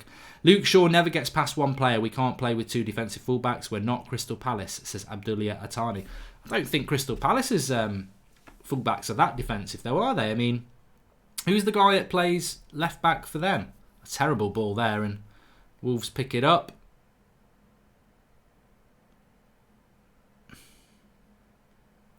I think what you're seeing here is, though, two teams that are not used to playing with each other, because that player for Wolves up front don't look all that either. Remember the Emperor's new clothes, says Sean Infinity. We have updated it for 2020 and called it United's new plan. Van Arnholt, isn't it, who plays at left back for Palace, and he gets forward a lot. I tell you what, Wolves do move the ball a bit better than us. Who's on the bench, says KA. Off the top of my head, Grant, Delo, Jones, Fred, Rashford, Gomez, Wan-Bissaka. There you go. Remembered them all. Logan Johnston, welcome. Latest member of the United Stand Members Club. Welcome, pal.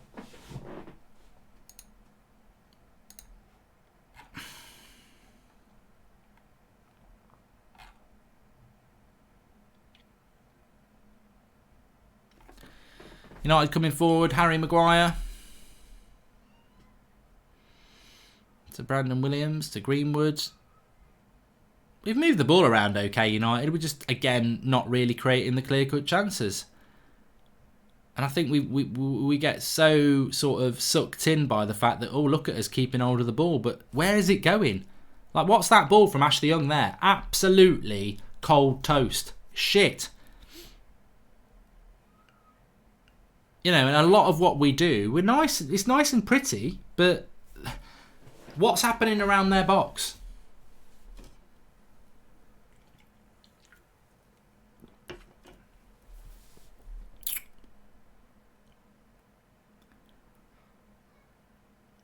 Are we going to score, says Ammon back. Well, I said it would be a tight game, and I said 1-0 to United, so... But who's got the better bench? Because Wolves have got Raul Jimenez to come on, haven't they? I mean, we've got Rashford, so...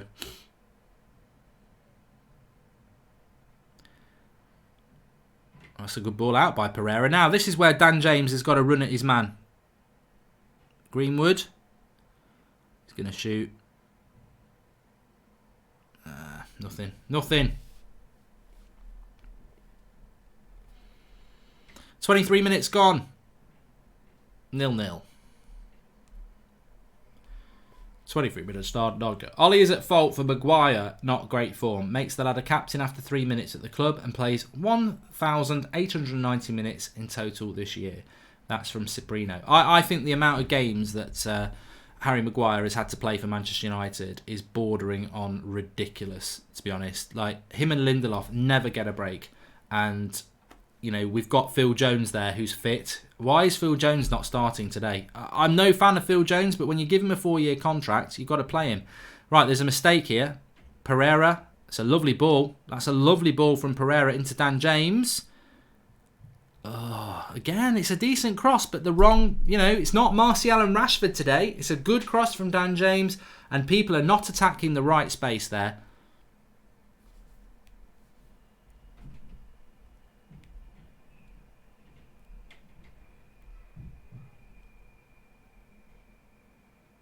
%59% possession for Manchester United.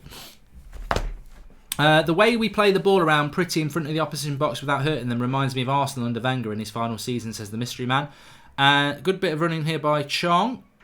Is he going to be strong enough to keep hold of it? Finds Greenwood. Your opinion on Ollie's Van Persie comments, says Jason Bourne. We did speak about it before the game, Jason. Wait a minute. Greenwood's got it here. Goes back, you see.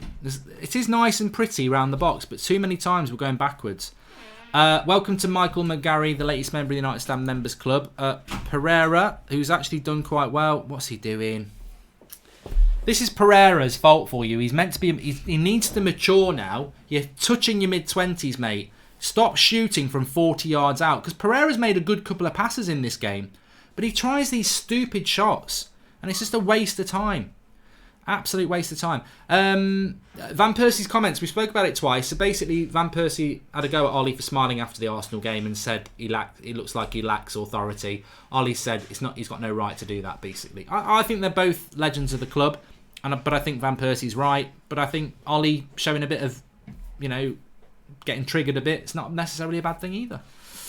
Matt Hayes, Tottenham blog, says, trying to be unbiased as a Spurs fan, but McTominay has insane potential. Maguire is overrated. Pogba's trash. Marseille and Rashford are lethal together. Well, that's a non-United fan saying that, so cheers, pal. And I think that you're right. Matt has just gone down injured here. I'm wondering if there may be a VAR review. But Wolves attacking here. It's a good bit of running here. He's done very well. And he whips a decent cross in. And Romero can't deal with it. But Williams will. It's nice to hear a Spurs fan coming on and saying what a good player that Scott McTominay is. I think that's nice to hear. I do believe Pogba's a good player. I think Pogba will go to a club where he's happy and he'll play well. And I think Rashford and Martial, you're right, together are better players than they are individually. When they play on their own, I think they don't. Certainly Rashford in a team that's got Martial in it is a better player. Samuel says it's a good game today. Well in by Harry Maguire there. He's read that really well. Coming out from the back. Doesn't find the pass though. Wolves just a little bit more physical than United. And I think we anticipated that could be the case. Mata, Pereira, Chong, Greenwood, not really that physical, are they? And Wolves, the bigger team, have shown that physicality. What a turn by Adama Traore there. Oh, good tackle by Harry Maguire, though. I tell you what, Maguire, in the last couple of minutes, has made 2 fantastic tackles. Greenwood keeps ending up on right wing. Who's the outlet, says Z. Oh, I'm really glad you've spotted that, Z, as well, because a lot of people will have noticed that. Greenwood is not playing the orthodox number 9 position like Martial would. He's really drifting out wide a lot, playing quite deep. And at the moment, Mata's playing as the striker. Greenwood sort of playing as the number 10. So there's some sort of tactical decisioning there. And Dan James shoots over the bar.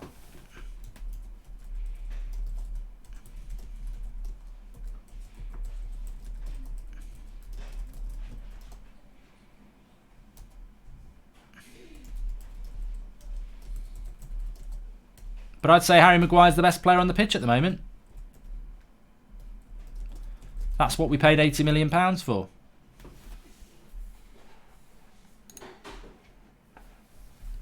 We need a little bit more, to be honest. But there you go. Greenwood is really impressing me tonight. He's been class, says Ashley GR. He's a fantastic talent. I don't think that surprises anybody. He's a fantastic talent.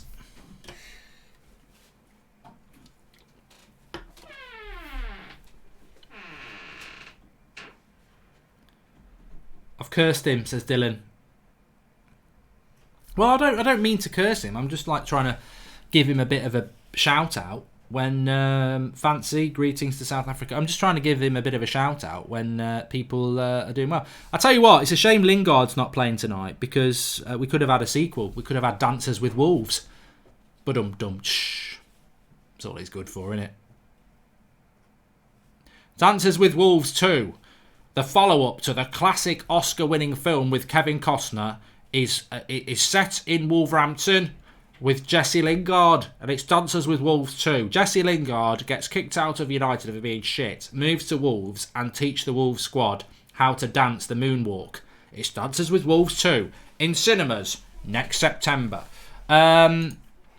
Say what you like, Mark, but this is the best football I've seen from his whole season. At least we can hold on to it for more than 5 seconds, says Red Baron. He's happy.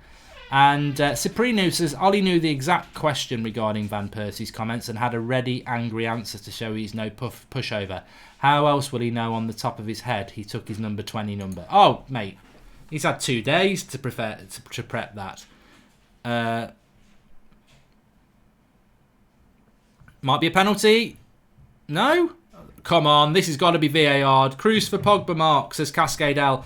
Defensive error here. Brandon Williams snips into it, and I think it looks like a penalty, as do many of you. But that's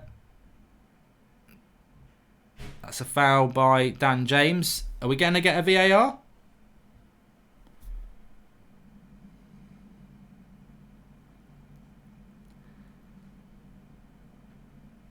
Well, I think that's a penalty. I think that's a penalty on a VAR.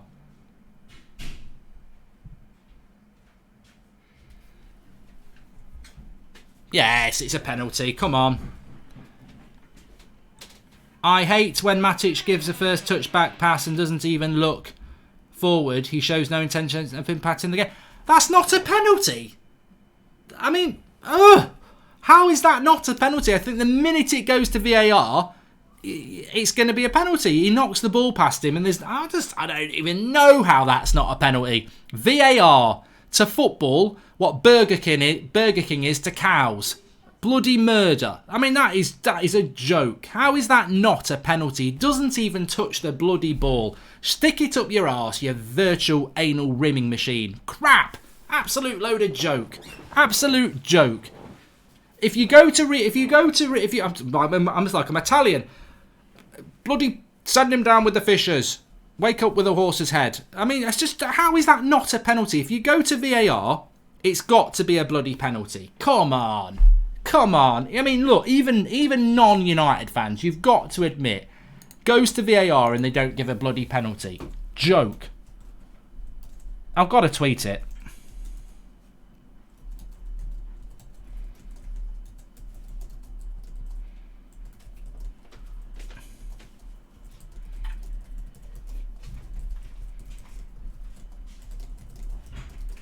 I mean, the Wolves player gets the United player.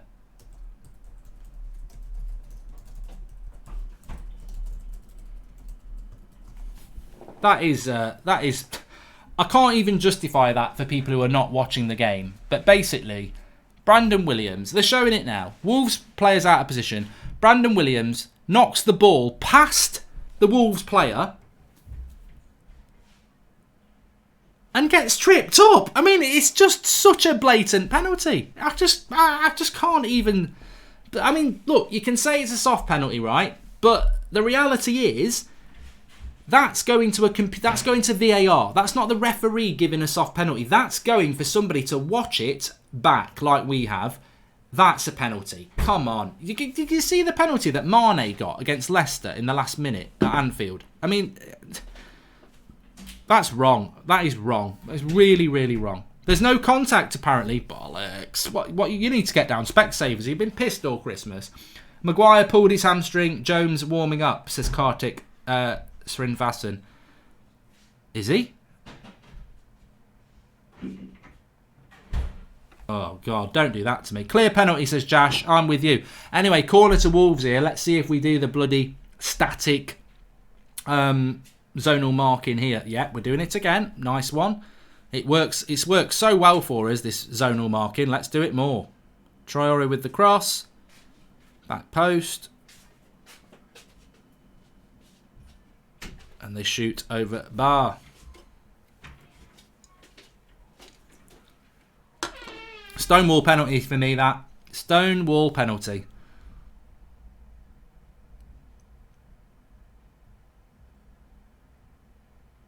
I don't know the Wolves players' names. No, I don't. And I don't intend to learn them. I just find them a team that parks the bus. So there's talk of Harry Maguire being injured. I tell you what, if Harry Maguire does his hamstring, you know you can blame Ole Gunnar Solskjaer and his knobhead coaches for playing them every bloody game for the last century. I mean, this is the risk that you do. This is the risk that you run, but hopefully he's all right. But you can't keep playing players when, you know, week in, week... Harry Maguire's fine. He's just stretched and done a couple of tackles. He's fine. Nothing wrong with him. Thanks for the contribution, Cosman T. 10 minutes to half time. Should be 1-0 to United because we should have had a penalty. If you had the sound on your TV, the VRA official said there wasn't enough contact, says Mark Whitlock. Since when? So since when has penalties been about the amount of contact there? If there's contact, it's a penalty as far as I'm concerned. Have they rewritten the rules on penalties now then? As fans, we've now got to read up on contact and what's enough contact. Pfft, bollocks. If it was Liverpool playing, they'd have been given 2 penalties. I think Maguire looks all right. Doesn't look like he's injured to me. Certainly doesn't look like he wants to go off. He's asking to come off, says Zach. We should get Traore. Looks like an absolute beast. Go! Oh, shit, thought we'd scored there. John Tudgy 66. I'll tell you what. I know it's starting to come out a bit, but I would love to beat Wolves. I would love to beat Wolves. They are our bogey team, and I think they're a bit of a park the bus team as well. Which is tough to say when we're quite part of the bus. Welcome to Andrew Kelly, latest member of the United Stand Members Club. Lindelof. Have a shot. Mata. James. Oh, he got it away. Just wide. Uncle Drew with the latest Maguire update. He's limping a little bit.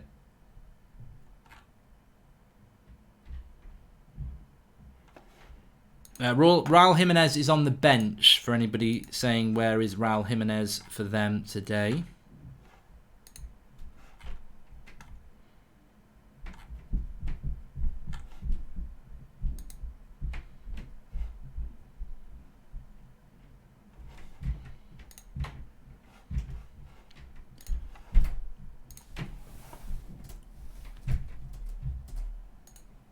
Quick question. Knowing that Super Dan Petrescu named his daughter Chelsea, will Ollie name his nephew Gary? Says Cosman T. Well, it's quite an equal game, this. I think both teams have had chances. I mean, the best chance came to Wolves from that corner, didn't it, to be fair? But I do believe United should have had a penalty. No shots on target, says Novin. Well, that, you know, do we have to have a moan about that? I mean, it's not unusual. Chong tackled. Greenwood picks it up. Mata.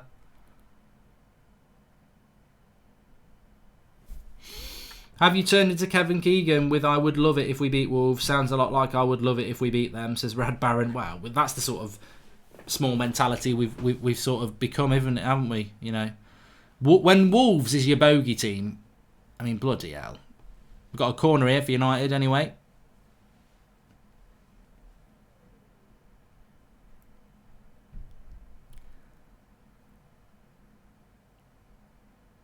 Well, Phil Jones isn't warming up. Oh, he is warming up. I was all happy then. I thought Phil Jones isn't warming up. And he is. Nothing happens from the corner. Nothing ever happens from a United corner. You've got about a minute where... Oh, I've got some nuts. Oh, I'm spoiled. Roasted. Here's a good point from Fitness and Scripts of Sharath Kamath. He says, so it's offside if he's 0.001mm off, but a foul with contact is not a foul. This is more like eFootball now. I'm going to nick that and tweet it, and I bet it'll get loads of retweets.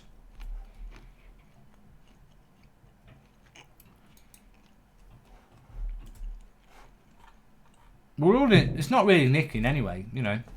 There's 18,000 people who know who said that tweet, and it won't get 18,000 retweets.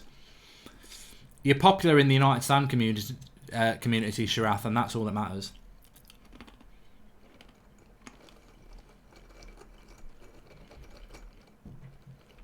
Swan Sebi's injured, mate. Silver ship.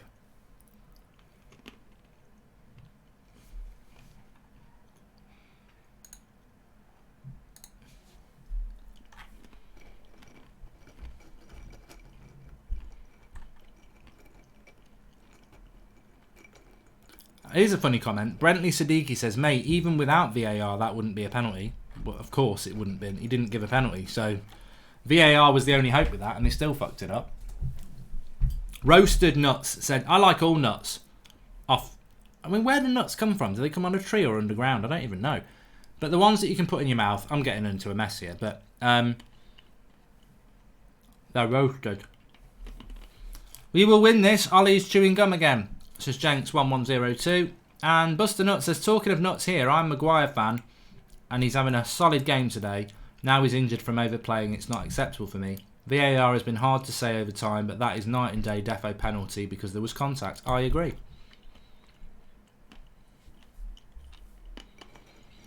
"5 minutes to half time. Good tackle there by Pereira. I don't want Pereira to have a good game in the midfield because you're just going to get Ollie going, look, we don't need to sign anyone. We've got Pereira. It's irritating, isn't it? Greenwood, he's going to shoot. Oh, no, he didn't. Pereira. He wanted to shoot. I'm glad he didn't. Brandon Williams. Oh.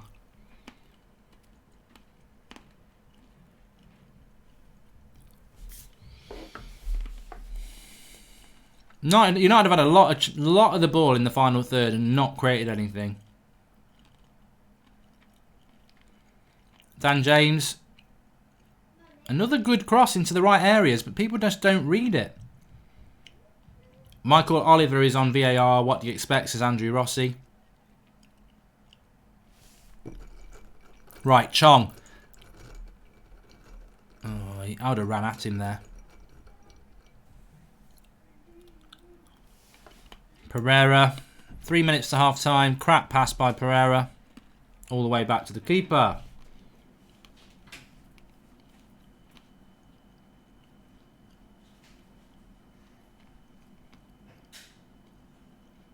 Too static, says Tyrone Williams. I just think the amount of ball we have in the final third and we create nothing. It's not good enough.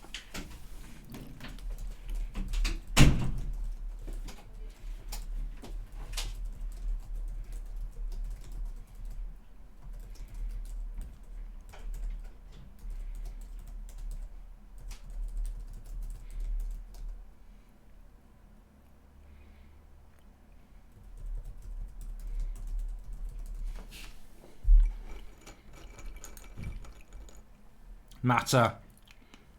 Greenwood. Corner. We've got a super chat from Matt Hayes, Tottenham blog. The League Two player who recently tweeted he would score 40 a season against John Stones and Man City has just equalised for Port Vale at City.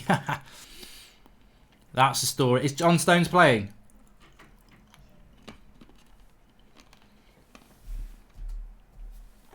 Um, 18,000 watching. Thanks everyone for tuning in. Please do subscribe if you haven't. Bottom right hand corner. Trying to get to 613,000 today. And it's a goal kick.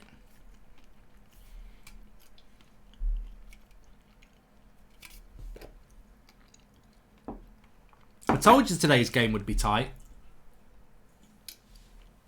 The reason it's tight is because Wolves like to sit back. Ollie can't. It's the perfect game for Wolves. Wolves like to sit back and hit teams on the break. And United are terrible at breaking teams down. And on top of that, both teams have made 50% changes to their team.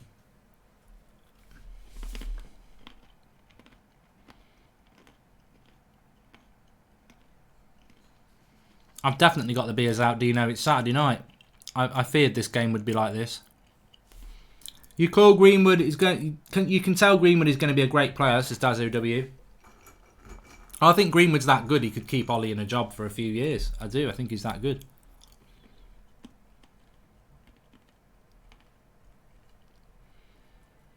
And the thing about Greenwood, if you look at Greenwood and Chong, Greenwood's 2 years younger than Chong, and but he's got the physicality.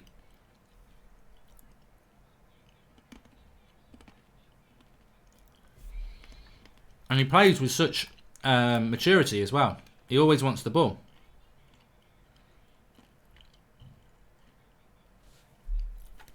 And we've been very good at keeping the ball in the final third today. Loads of possession, just nothing creative. And this, if you're watching this now, you'd say, oh, look, we've been really good on the ball. But a lot of teams will let you have the ball. It's, and we have been really good on the ball today. I'm not going to lie that. But you could also argue they're letting us have the ball because we're not creating anything as per usual. You say Ollie won't win trophies. Why aren't you Ollie out, says A&A. And if Williams had been Salah, Mane, they'd give it, says Donny. And I agree. And that is half time, I think. No messing about. So 0-0 at half time for United. This is clearly coaching. The players have no pattern of play. Nobody knows what's going on. This is actually hilarious, says Justice O.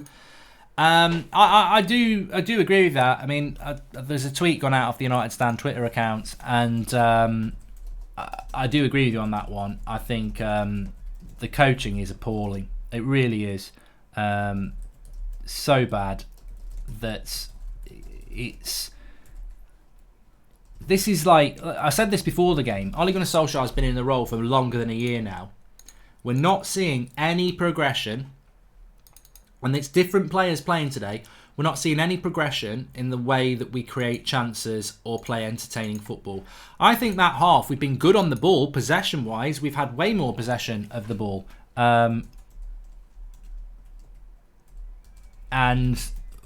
But we've created nothing. Absolutely nothing. And I think that does come down to coaching. You know, a lot of teams will let you have the ball if you're not going to do anything with it. And Wolves, I think, have let us have the ball to wait for a mistake to hit us on the break, which they've not managed to do yet. But would you argue that they're not going to do it at some point? Because it's just... You can't have that much of the ball and then not create anything. And I think that's the biggest problem with United. We just don't create chances. And I think that, you know, there are some okay performances out there, but there's no fluidity, and as Justice O says, there's no pattern of play to try and score goals. There's been a couple of crosses into the box from Dan James again, where you really hope that people are going to attack it, but, you know, we've been bad at that all season. Wolves have an ad on the boards for Viagra to get the lads up for the game, says Mark Whitten, and Kieran Burke says, I think if Chong dedicated himself to improving physicality, he could be a good player. Yeah, I mean, look, I think that from that half of football, if you were going to give your player ratings, I thought Harry Maguire played really, really well. I think Brandon Williams has done well. And I think that apart from that, Greenwood's looked lively.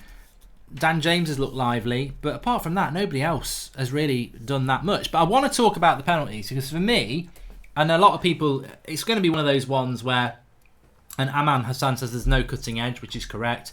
And when Mata is the only one in the box on crosses, you're not going to score, says Andrew Rossi. There is some weird tactical thing going on with Greenwood and Mata, because Greenwood's spending more time as a number 10 and out wide, which is fine, but you can't then play Mata as a number 10. I think, again, this is evidence of the coaching trying to be clever, but it just comes across as stupid. Like, why would you play Mata as a forward? It just doesn't work. Hundreds of thousands of pounds a month, and we can't put a proper corner into the box. It drives me nuts, says Stuart Wallace. And Mata made a lot of good runs. No one picking him out, says Shaveen.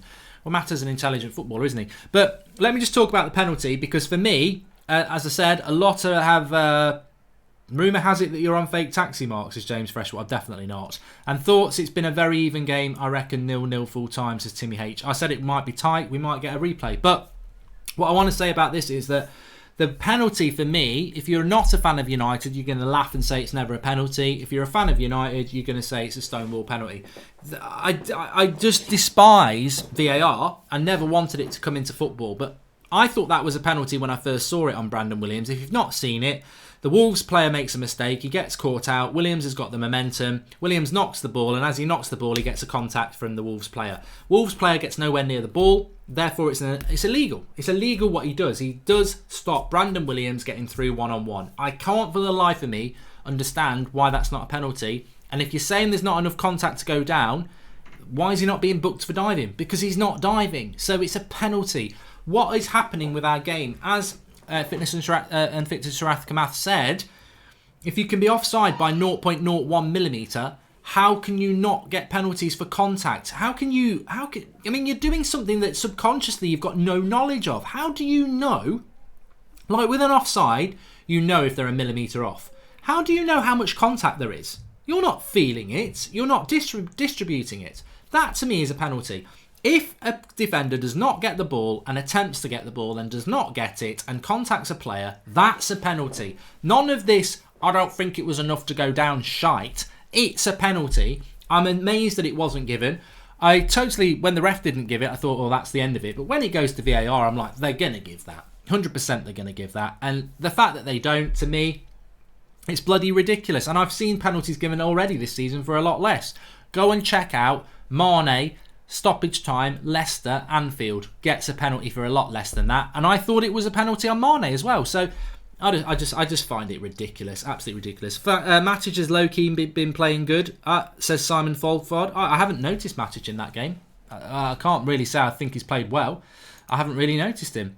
Luca Cantarelli says Rodgers revolutionised Leicester in less than a year. Arteta already made a big visible impact on Arsenal, so I'm not sure time is the answer for Ollie. Welcome to Jay Mabasa, latest member of the United Stand Members Club, and Red Baron. Let's look on the bright side. Most teams are terrible at corners, in my opinion. I think you're probably not wrong there, Red Baron. It absolutely winds me up how bad, in general, people are at putting crosses into the box. MC133133 says it's a contact sport, you muppet. That is probably one of the weakest arguments I've ever heard for it not being a penalty. It's a contact sport. You might want to read the rule book, mate. If you contact somebody in the penalty box and it's a foul, it's a foul. It's a contact sport. It's not fucking rugby, mate. Right, let's have a quick look at what else anybody else has got to say. There might be some sane comments coming in. Why do other sports have no problem with VAR, says Ray Fox. And I just don't understand why Greenwood isn't getting in the box, says Edvin Lundstrom. And that was a positive half, just lacked the final pass and shot, in my opinion, says Orlando Anglin. Yeah, for the 60th time in a year. And we need to change formation urgently. 4-4-2 is the only way here. That was a positive... I've read that one. 7 shots, none on target. Absolute brilliance, says Acid Clan. Can you hear me, Paul? I can, mate, yep. Yep, I'm just going to actually just pop off and have a quick toilet break. But give us your thoughts on that half so far, and I'll be back in a minute. All right, no pressure. I thought it was a decent half individually for some players. Maguire played well. James is getting down the wing well. Brandon Williams, he's got to be our first choice left back. I think he's quality. He just looks the part. He's spraying the ball about. He's moving when he needs to. But I don't know about how you feel in the live comments, but when we're attacking, if you look at all of our players, apart from Mata, who's making nice runs, no one's got the foggiest of what to do when we attack. No one knows when we're going to cross. No one knows to overlap. No one knows when the ball's going to go in. Mata's the only one in the box. Greenwood's hanging out for a long shot. It just seems like the same thing. Whoever we put out, we just have no patterns of play when we're attacking. Now, we can say that when it's a 0-0, it's a reasonable performance. We're keeping the ball well, but we've had no shots on target. But the thing is, if Wolves score a goal on the break because they're just letting us have the ball because they pretty much know we can't break them down, then it changes the look upon the game to why haven't we done more? It's, it gives a different perspective. If we go 1-0 up, then it's a decent performance, but it's just that hanging in the balance. So, yeah, I think we need more effective attacking from Chong down the wing. Overall, the performance is decent. It is decent. But you've got to look at it in a perspective that, is it good enough? And do we deserve to be 1-0 up? I think a 0-0 at the moment is pretty reasonable because we haven't had one shot on target. And if you don't have any shots on target, with the amount of possession that we've had, it's the same statistic that's come out many times on Twitter. We've never won a game in the last 15 when we've had over 55% of the possession, and it's pretty much exactly the same again. So, I look for change. I look for progression. I look for us getting better attacking patterns, better relationships on the pitch in between, passing and moving. But I don't see any. That's why I get despondent. Results go up and down. They're always going to fluctuate because, we're not improving as a team. And that's got to be down to coaching. I understand the players are also the fault. We haven't got enough decent players. We need more. But I don't think however many players Ollie brings in is not going to change the football. The football's going to be the same. He just wants players to bolster this style. And this style, for me, it's not really what I'm looking for. I want you got to mix possession-based in with it. But when we got possession-based, we don't seem to be able to attack and create anything. So it's the same stuff, without swearing, as it has been for quite a long time. So it's a concern. We'll see how the results go. I'm still going for 2-0 just because I'm going to be positive. Anshima Akiari says, why is Mata playing like a forward and Greenwood as a centre midfielder? I did want to ask you that, Paul. But Greenwood needs to get into the box more and poach some of Dan James' crosses. Game will be won off the bench. Rashford or Jimenez, I think. And Stuart Wallace says, right, this is when a manager earns his wages. Half-time, stuck in the mud. Time to make changes to positively impact the game. Worried Ollie is combo of too scared, useless to actually do anything. Well, look, I think that... do you think it was a penalty, by the way? Yeah, I thought it was a penalty, but we can't keep relying on penalties. No, mate. no. We've done that for quite a few games, and it's just we should have more about us than waiting for a penalty. But yes, yeah, it was blatant. And VAR's an absolute mess, and it will be for the rest of the season. MS Smiley says, when you watch managers' presses, do you ever take their cultural background into consideration when you analyse them? Well, not really, because Ole Gunnar Solskjaer spent many years playing in England, so I think my understanding of English and cultural background is somewhat flawed because he spent so long here. And he's a very intelligent man. You're talking about a guy who used to spend a lot of time on the bench analysing football games, so that when he came on, he'd score a goal because he'd see where the weaknesses were. He's a very intelligent Solskjaer. So I don't think we need to be like, talking about his cultural background in press conferences. I think he knows the English game. Bayman95 says, you tweeted that Chelsea's penalty shouldn't have been given against Spurs, but this is 100% penalty for you. Bias, I think, mate. Romero should be number one at the moment. I don't know what penalty you're talking about against Chelsea and Spurs, so I can't really react to that.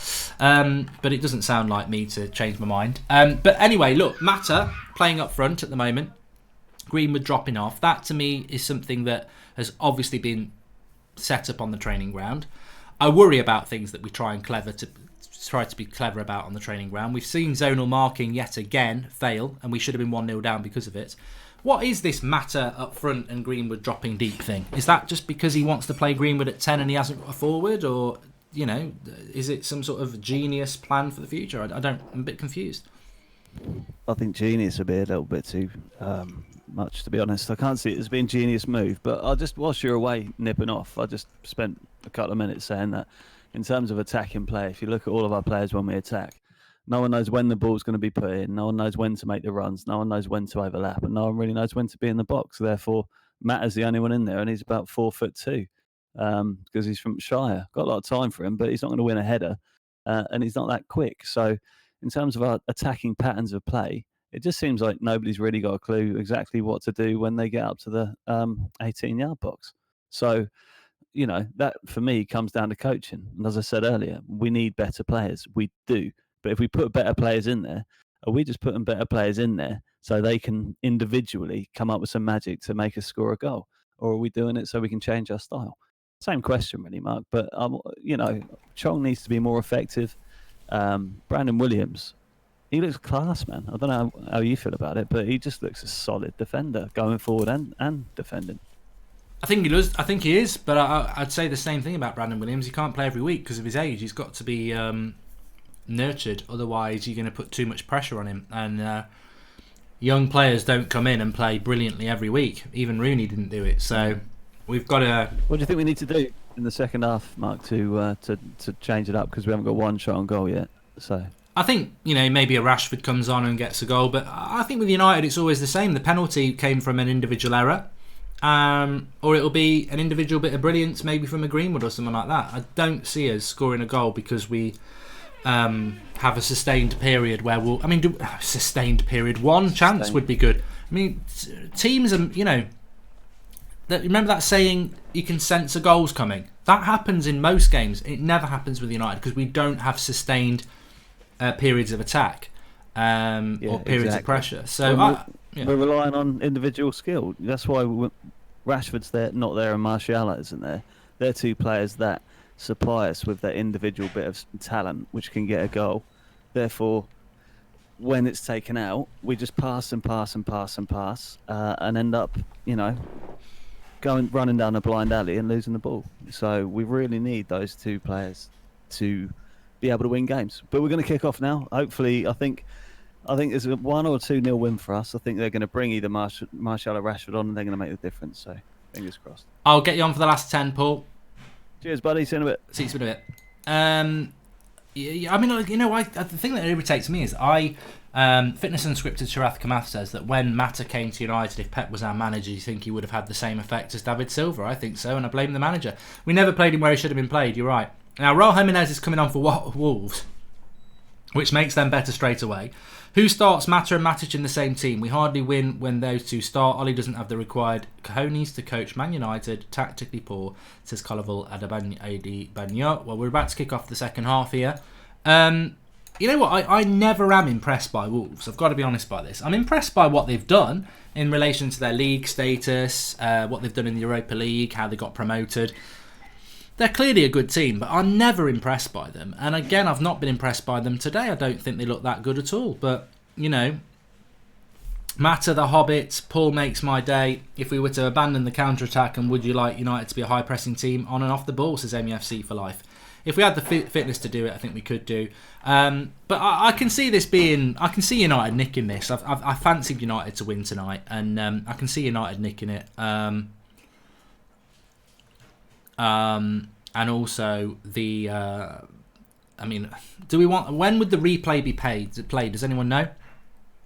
Stuart Wallace says, Jimenez coming on. If Wolves go ahead, do you think Ollie's actually making any changes or business as usual and hope for the best? Well, he won't want to be chucking Rashford on too early because of the amount of games Rashford's played recently. But for Wolves, they haven't got a game till next week. They don't play midweek. We've got Man City on on Tuesday night. And I bet Man City haven't... Oh, there's a lovely ball in there by Traore. But Matic just tracked his man and we've won a corner.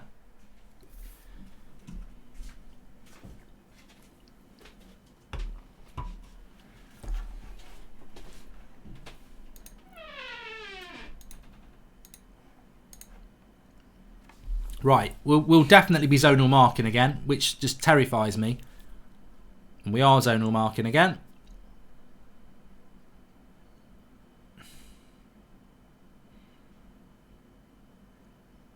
That's too easy from Adama Traore. Luckily United are going to get rid of it. To who? Pereira's such a chalk and cheese player, isn't he? He does some good bits and then he does some absolutely terrible bits.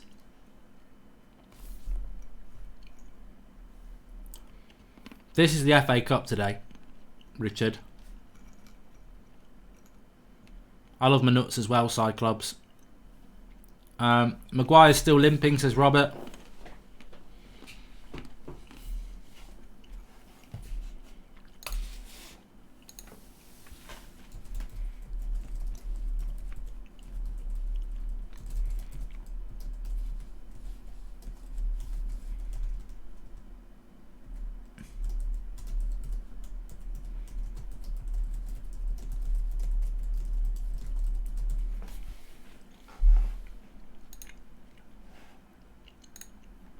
Well, Wolves have started the better team here. But United will get rid of it. Brandon Williams. But there's nobody to hold the ball up. I mean, I don't know what... This is now coming to pass in the second half. United are not playing with a number 9. Mata and Greenwood are sort of playing as 2 number 10s. We've got nobody to hold the ball up. So the outball from United, which we've seen twice in the first 3 minutes here, is just going straight back to Wolves. There's no... Like, as I said, when Martial plays number 9... He does do that role of trying to hold the ball up. And United just keep whacking these long balls out of the defence. And there's nobody there. Wolves are playing us like we play big teams. I watch Wolves a lot. Trust me, they play good football when they play lesser teams, says Fitness Unscripted Sharath Kamath. Tactics shocking, says Alistair. Romero's gone down here. I think he's... I don't know what he's done. How bad will it get before he gets sacked, says Abby Adami. We ain't lost yet, mate. Positivity. Romero's down. Phil and Grant's warming up.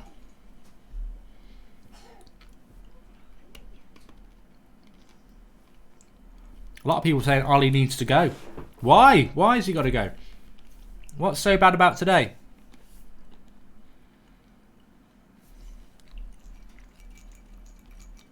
He's clapping.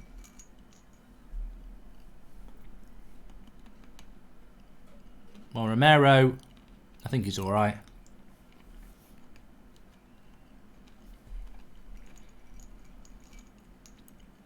Yeah, he's alright.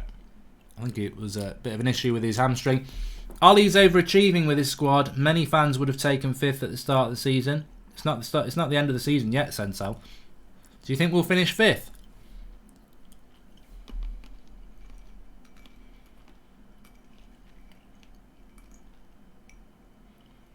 Get Gomez on. A lot of people saying that.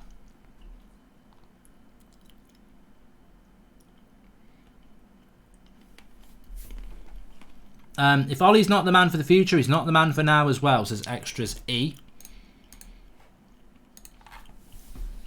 And Ollie looks like he has 10 years older. He's 10 years older from PSG, says Fitness and he does. You look at Ollie when he first came to the club a year ago to what he looks like now. Since everyone cares so much, Ollie's not smiling, says Andrew Rossi. And that's a nice ball in, but it's not going to be... Dan James can't get on to the end of that. Hitting a lot of long balls this second half.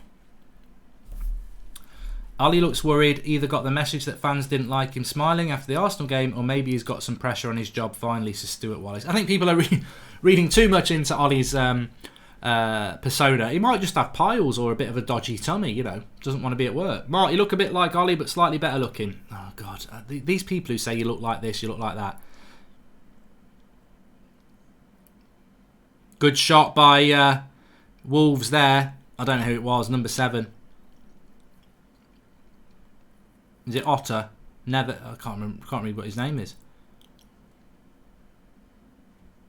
Neto. Young should not be allowed him to get the shot off there, but he does. Another good save by Romero. Crazy leaving Maguire on. Any doubt should be off, says Russell Thompson. Just shows the confidence they've got in Phil Jones, doesn't it? That they don't want to take him off when he's limping. But Wolves have been the better team this half, and I don't know whether that's just simply because they brought Jimenez on, but they have been the better team. United not looking the same side as they did in the first half. First half we were passing it around quite well. I don't know whether Wolves have had a bit of a bollock in themselves at half time.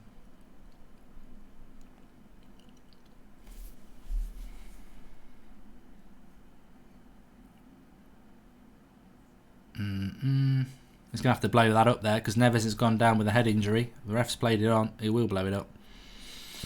I don't think we're looking at a penalty. Well, the thing I'm quite pleased about is that Pereira's not actually played that well in the midfield, has he? So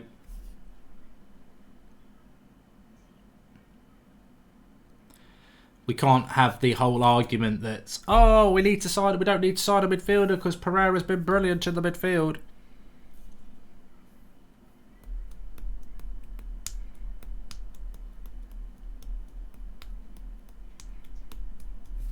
Chong's turning out to be another Lingard, says Abby Adam. Yeah, but Chong genuinely is young. He's not 27.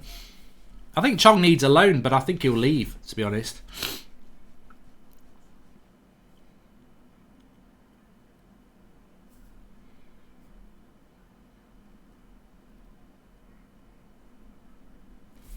I'm not going to believe about any transfer rumours unless the player is holding the shirt, says Extra E. I've never heard that one before, but yeah, you're probably right. Chong is very good. I'm from Holland, says Cam LZC. Chong is inconsistent and needs a loan. I'm from England. Which manager would you want to replace Ollie, says Harry Coldwell. I'm not even going to think about it because I don't think it's going to happen. I'm not convinced that Pochettino's the man. Romero is playing well. Argentine wife, of course. It's not the World Cup, says Andrew Rossi. Do we have any rights to Memphis still, says Philip Rivera. I think we've got first refusal if he goes. And Jonathan Albelson says that Grealish apparently wants out of Villa for us in January. It's all over Twitter. Jonathan, I saw this last night though, and the source to me is very, very dubious. And unless that source has changed to somebody credible, I don't believe it. But I would love Grealish to come to Manchester United because I think that he would be exactly the sort of player that we need.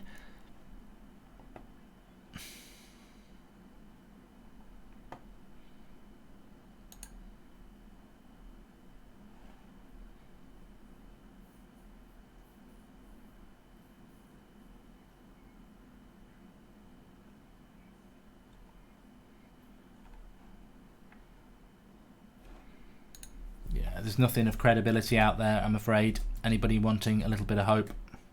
Phil Jones is warming up, says Mark McKenna. This is it. We're going to win it now.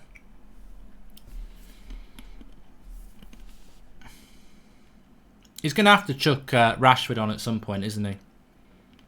Havertz, I think, will go to Bayern, Neil. If I'm honest with you. It can't all be on Ollie. Yes, he's inept and clearly out of his depth, but don't forget the players have let down at least 2 and 3 and even 4 different managers. Ryan, you're spot on. The players can't be trusted either. We know that. But should we be getting more out of these players? And would you get more out of them with a better coaching staff? And the answer is probably yeah.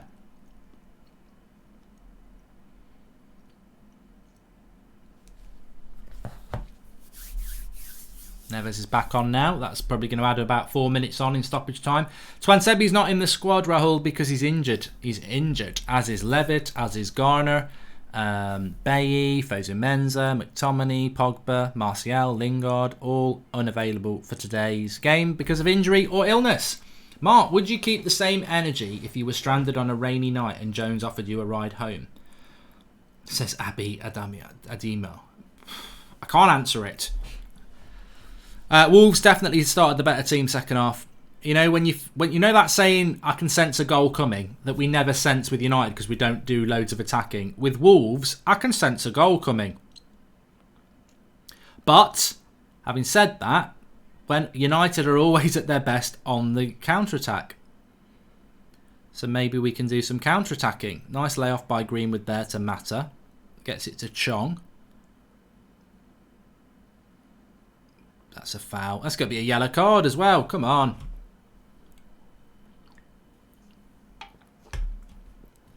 Good little bit of running there.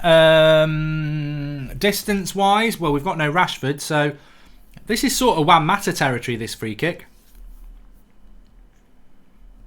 Roman says, who got the booking there. So it's definitely within range for Juan Mata. I wonder if Greenwood might have a look at it. Ashley Young probably have a look at it as well.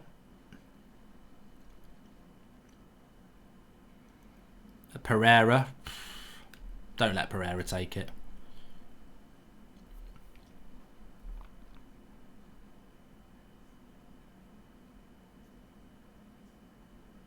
Lincoln says, what are your thoughts on Carrick as a coach? Well, let's wait and see what happens with this free kick.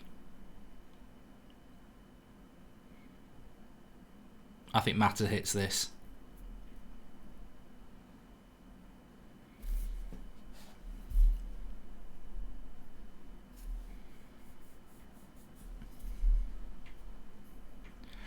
Mata free kick. Can he roll back the years? He's got the techers. Can he do it?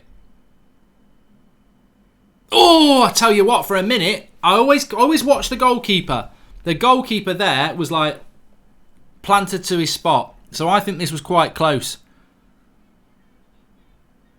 Oh, God, it was close. Bloody hell. That was close for Mata. Wolves on the attack, though. Chong puts it out for a corner. That was close by Mata. Suggs says he fell asleep, or she fell asleep in the first half. Mark, watching United playing is like watching the sequel to Groundhog Day. Same each time. All you need is Bill Murray to make a cameo, says Zayn Miassi, the comedian. Arsenal are winning, as you can tell. Oh, I tell you what, some of the football's been a bit sloppy today. From both teams. Toby Cartwright says Chong's a better defender than he is an attacker. Replay dates to be confirmed, says Mark Coldwell. I would presume the replay would be, well, we're playing City this midweek, but we've got a free midweek the week after, so I'd imagine it would be then if it happens. I mean, look, would you rather have a replay or go out? I'd rather have a replay.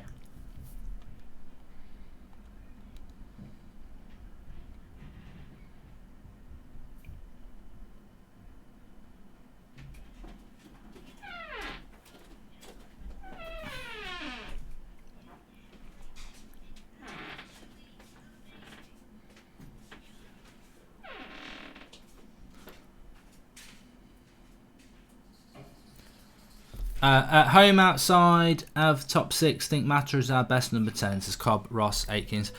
Mata, I mean, look, the thing about with Mata is we've never really played a number 10 at United, and now we start playing with a number 10 when Mata is, you know, basically ready for the old people's home. It's sad, really. Well, Romero's just conceded a soft corner here, trying to pass it around at the back, and but yeah, we never really played with a number 10 when we had Mata in his prime. But at a Wolves corner here. We're zonal marking again. And we've cleared it this time. Greenwood gets up on the header. Is it true? You're 39, says Razzle. No. And that's going to go for a goal kick. It's been a bit of a shit game, I've got to be honest with you. It's been a bit of a crap game. What's your favourite packet of crisps? What's your favourite flavour Walker crisps, if you live in the UK? Do they do Walkers anywhere else? Rashford warming up. Inevitable we were going to have to get him on at some time. It's not a fart, it's a door squeaking because people keep coming in and out, which is very irritating. It just did it again.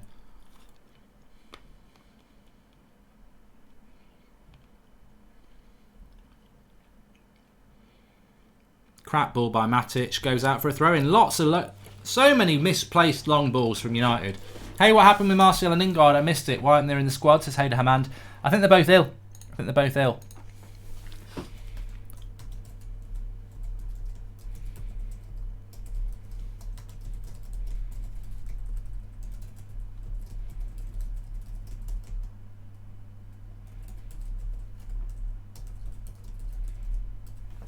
Chong into the box.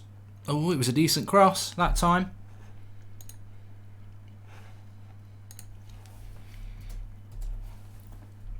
I heard from a close source, Ollie's daughter is interning with Lingard, says Abi Ademia. Matic.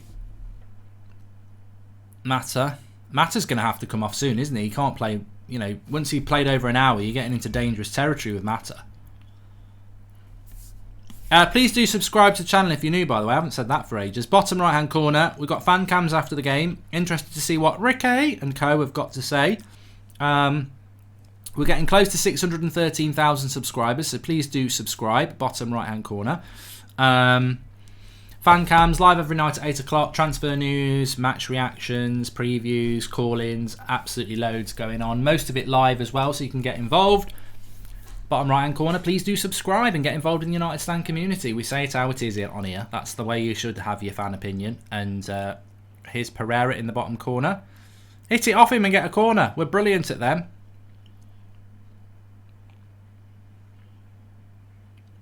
Yes, I thought that was a foul as well, Pereira, because you're not doing anything but obstructing the ball. Look at the rule book.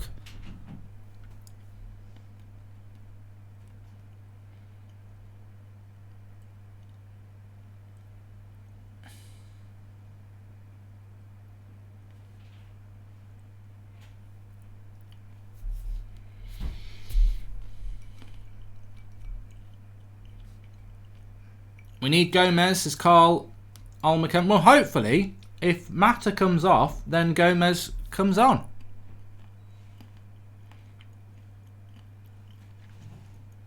Well in by Harry Maguire. Wolves are winning a lot of the second balls at the moment. Nice little ball into Adama Traore. Brandon Williams has done a good job on him today, though. Matic clears it.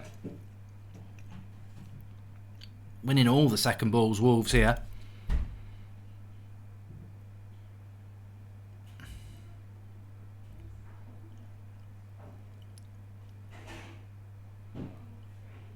Oh my God, that's gone for a goal kick. I was getting a bit nervous there.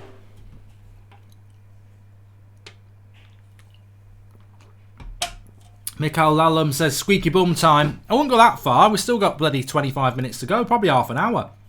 Wolves high press. Inevitable. Rashford is going to have to come on to try and hit them on the break. Loving your work, Mark, says Chizzy629. Wolves have gone very high press for this second half. I think first half they sat back low. Second half they've gone with a higher press and we've not been able to get out of our half apart from using the long ball.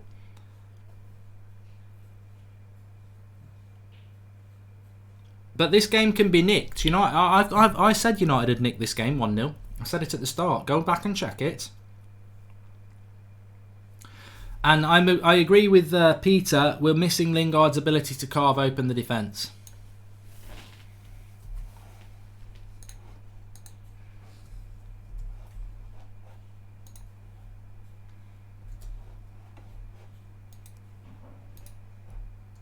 Still no shot on goal, says Sean Che 59. We've got a free kick here though.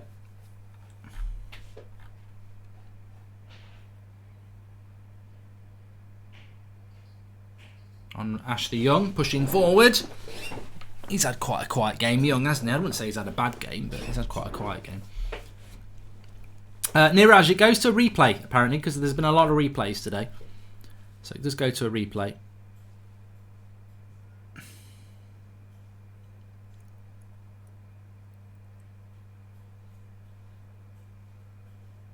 What's going on there between the ref and Ashley Young? Oh, thoughts on Michael Carrick as a coach? I mean, I think you can lump Carrick, McKenna and Solskjaer into the same category, really, which is unfair to always do that. Abdullah Atani says lacklustre United. Let's just see what happens with this cross. I mean, it's Mata.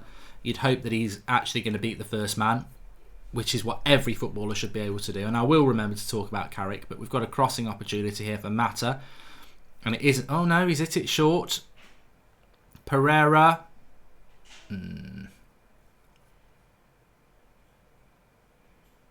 Another corner for United. Oh, it's a goal kick. Carrick, well, what's his pedigree? What is his pedigree? Retired from football, did his badges, and gets the job as an assistant coach at United. I mean, it's a risk. He did a little bit with Mourinho, didn't he? That didn't necessarily go well after Rui Faria had gone.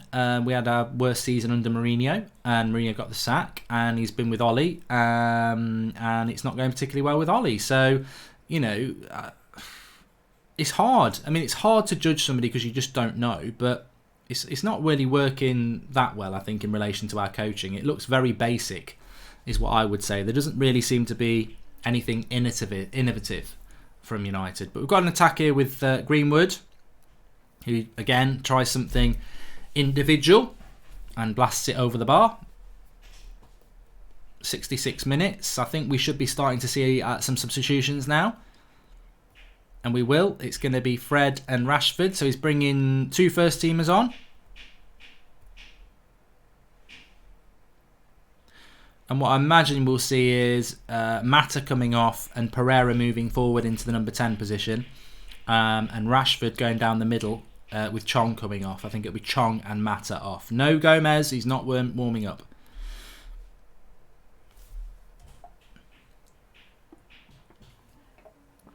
So this should give United a boost in ability.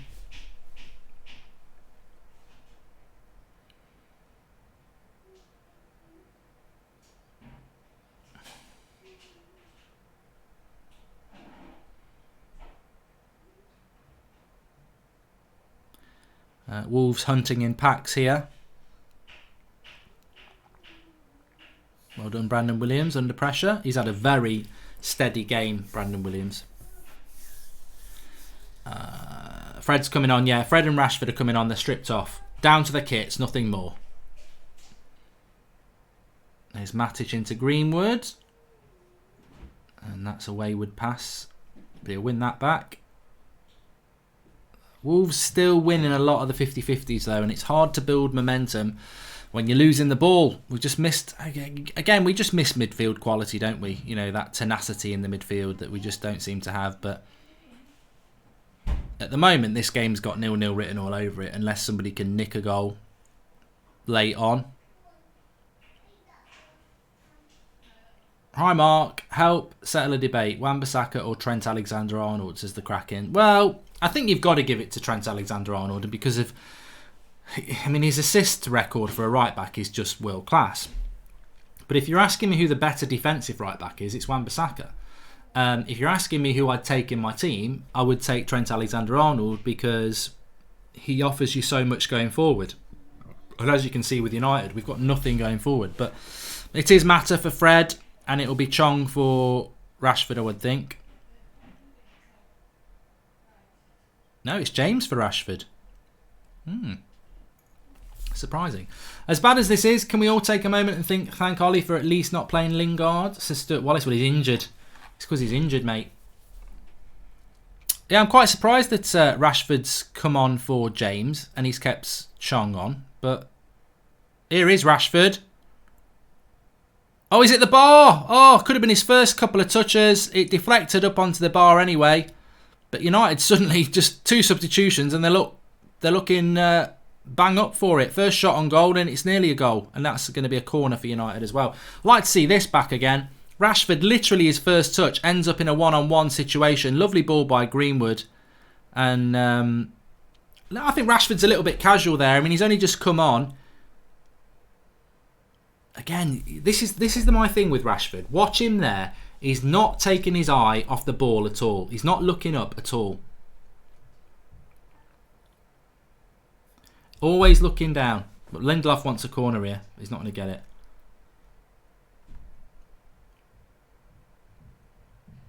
I'm not digging the moustache, Marcus, to be honest with you.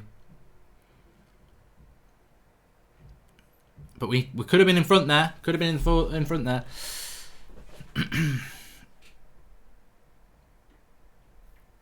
And now Wolves are making a change as well. They're going to bring Matinho on.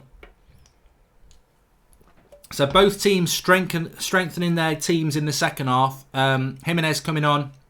Matinho coming on for Wolves. Both first teamers. United have got Fred and Rashford on now. I've just subscribed to the channel, says Maliki Roach. Thanks, pal. Please do subscribe. Bottom right-hand corner. You can do that. Good turn by Pereira there into Greenwood, who's had a good game as well, but he's just been intercepted there. Fred is giving a foul away.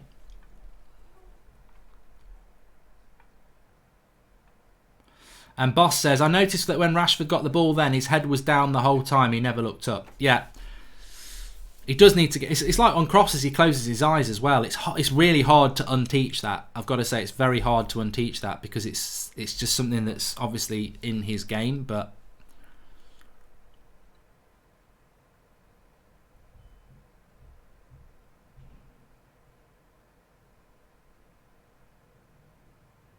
I think this game, as I said, it's going to be nicked 1-0 or it'll be a draw. It's been that sort of a game. Been quite equal. Oh, Chong there, and that'll be a yellow card. I wonder if Chong could have stayed on his feet here, or he's actually just took the impact to get the yellow card, because he would have been in. No, you're not. You're going to go down. He catches him on the knee. I don't think Maguire is injured, Nasser Ali. I think he's all right. He looked like he was limping a little bit, but if there is any injury, he's going to have to come off. And this is... Chong's actually hurt quite badly here. Catches him right on the knee. Oof. Yeah, you're not going to stay on your feet from that. I thought he clipped him. He doesn't. He absolutely takes him out on the knee.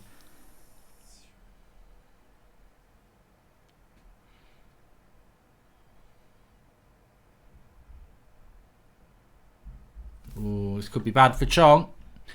Some rumours from Spain say that Madrid would make a huge offer for Trent in the summer. I don't see him leaving Liverpool at any cost, says Sawan Suman.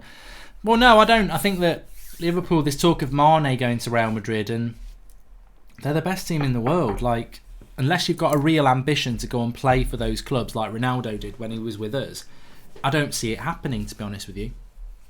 Hopefully this is not a bad injury for Chong.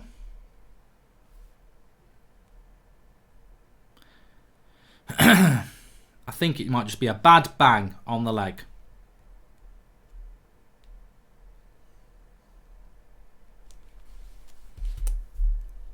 But we're going to get about 10 minutes added on here. I think Wolves are going to make another substitution, because what I would say is I don't think anybody wants a replay. So we might see quite an open last 10 minutes. Most money and better lifestyle can be enough for some players. Let's hope so, said Mark, says Kyle Sheffield. Can it be reviewed for a red card, says Alexi Driz? I don't think it was a red card. It was knee to knee. It wasn't like studs up or anything like that. But I don't think Chong can carry on. So we might see Gomez. We need to let go of Lingard the way Arsenal let go of Iwobi, says Abi Adamiumu. Well, here's Fred to put a cross in. He has been finding Maguire's head recently. And it's gone for a goal kick. Anyway.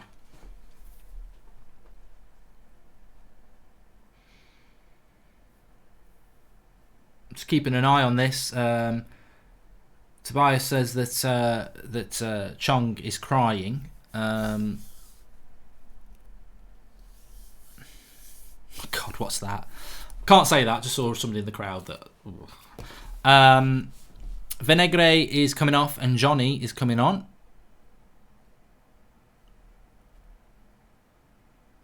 And Chong is back on the pitch. He looks all right. Whoa.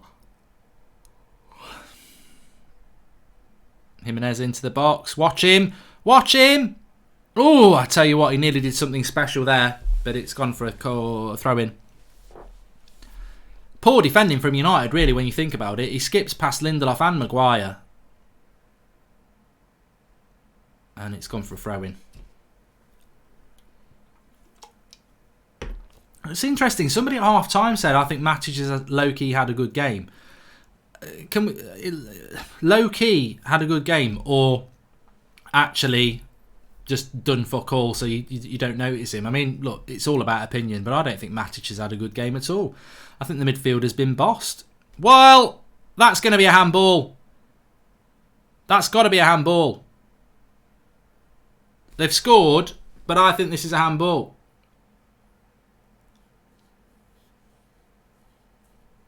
He knows it's a handball. It's not 1-0. It is 1-0, but it's not going to be 1-0. Yeah, it goes in off his arm. No chance. Not a goal. Bite it, Wolves. Bite it.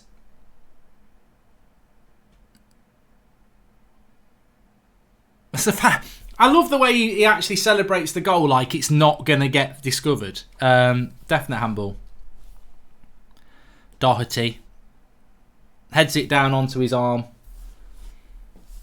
Goes in the back of the net. Poor marking by United though. It's, you know, he should have probably scored, but Wolves have been the better side second half. We've not been good second half. I mean we weren't great in the first half, but we've been shite in this half.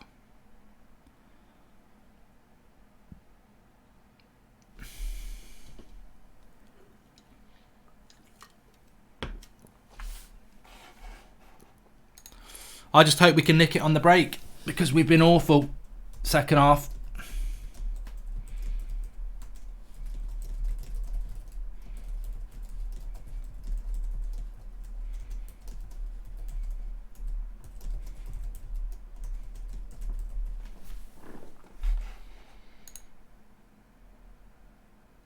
And I mean, how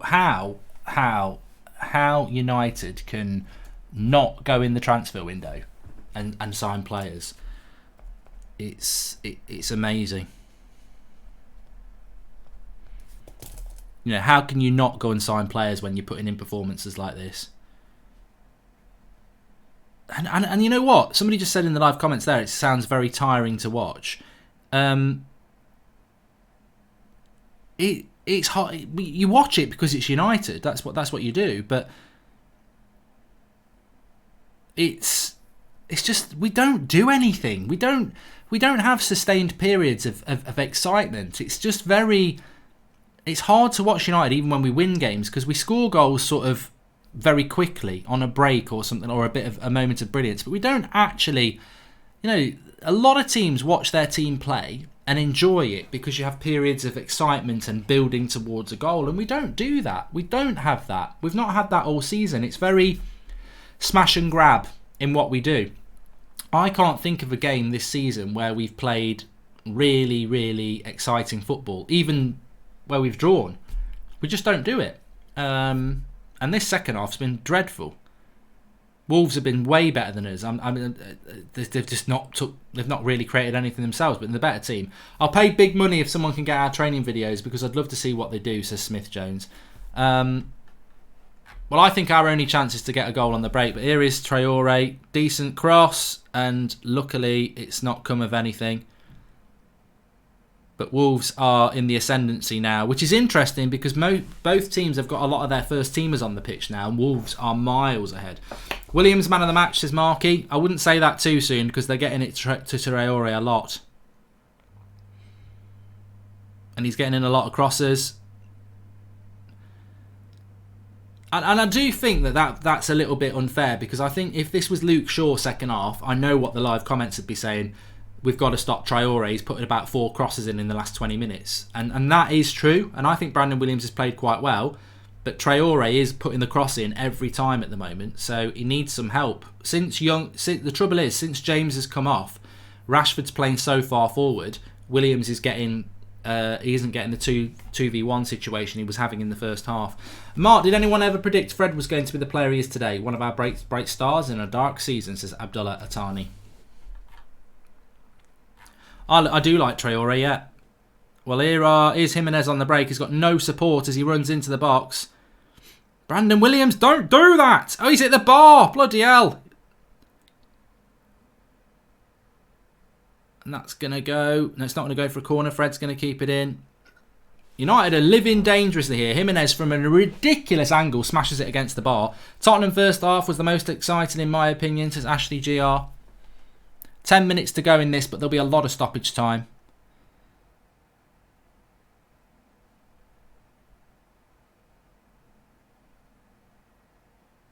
Oh, Young's going to go in the book there, I think.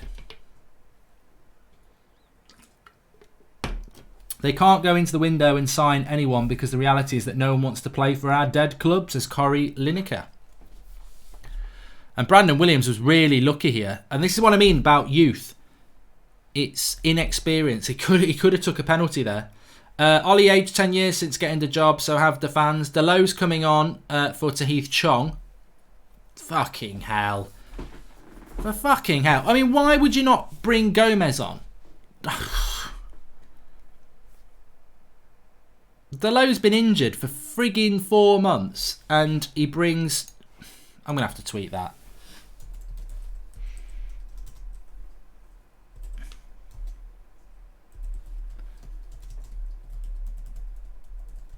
Well, they've got a crossing opportunity here, Wolves.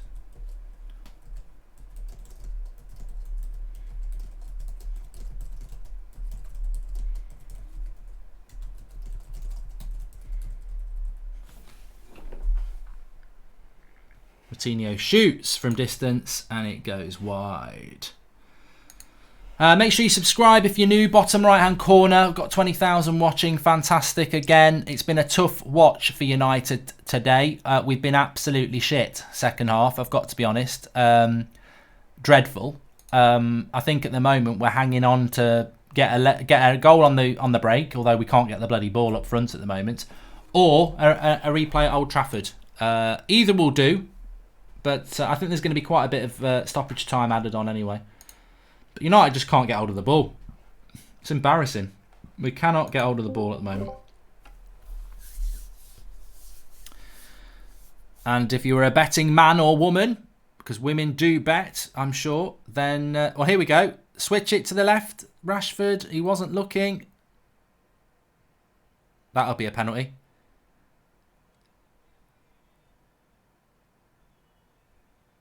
Are we not going to give a penalty for that? Paul, can you hear me? I can, mate, yeah. Yeah, I'm just watching this back. I think... Oh, no, that's not a penalty. He gets the ball. Just got a touch. Yeah, he gets the ball on that one. That's not going to be a penalty on Rashford. I think we were looking for another VAR moment there, but we're not going to get it. Who's ready for Delow to be converted to a right winger, says Michael Mesa. Yeah, I was just saying that, Paul. I don't know what your thoughts are on the second half, but I'm quite disappointed to see Delow coming on for Chong. He's been injured for 4 months. I didn't even know he was going to be fit for this game. You've got Angel Gomez and you bring on Delow. Yeah, there's obviously something going on with Angel Gomez. I don't know what it is, but what does he need to do to get a game? He's fit. Delow's back. I don't know what's going on. What's your thoughts on the second half then? Because I think we've been absolutely dreadful. I thought in the first half, yeah, we didn't create anything, but we did sort of get hold of the ball and we had more of the ball. Second half possession, I'd be stunned if we've had any. You know, really, Wolves have just totally changed the way they've played. They sat back in the first half. Second half, they've pressed us high up the pitch and we've hardly got hold of the ball at all. Yeah, I'm just bored of it, Mark. I really am. I mean, Wolves have tweaked their tactics. They've gone slightly higher. They've pushed up a little bit. They've pushed us back, which we hate happening. Because we're not very good in possession under pressure. And they're just taking the ball off us and they're peppering our goal. And how many shots have we had on target? I mean, it was going to go either way at the end of the first half. We were either going to come out fighting and have a little bit of a different approach, or this is going to happen. And it's just so predictable. That's what annoys me. It's just you can see it coming. Yeah, I think that I think it's been poor from United today. the second half especially. But we might nick something. We are good. I can't say that we're not good on the break, because we are. But I'm disappointed with this second half. It would be a real smash and grab job from United if we were to nick this. It's definitely not going to be a performance we walk away with and go, oh yeah, we played well. We're going to be. It's what we were talking about before the game. If we were to win this game, great, we're in the FA Cup 4th round. But there's absolutely no sign of progression again. It's just another game that we've managed to nick.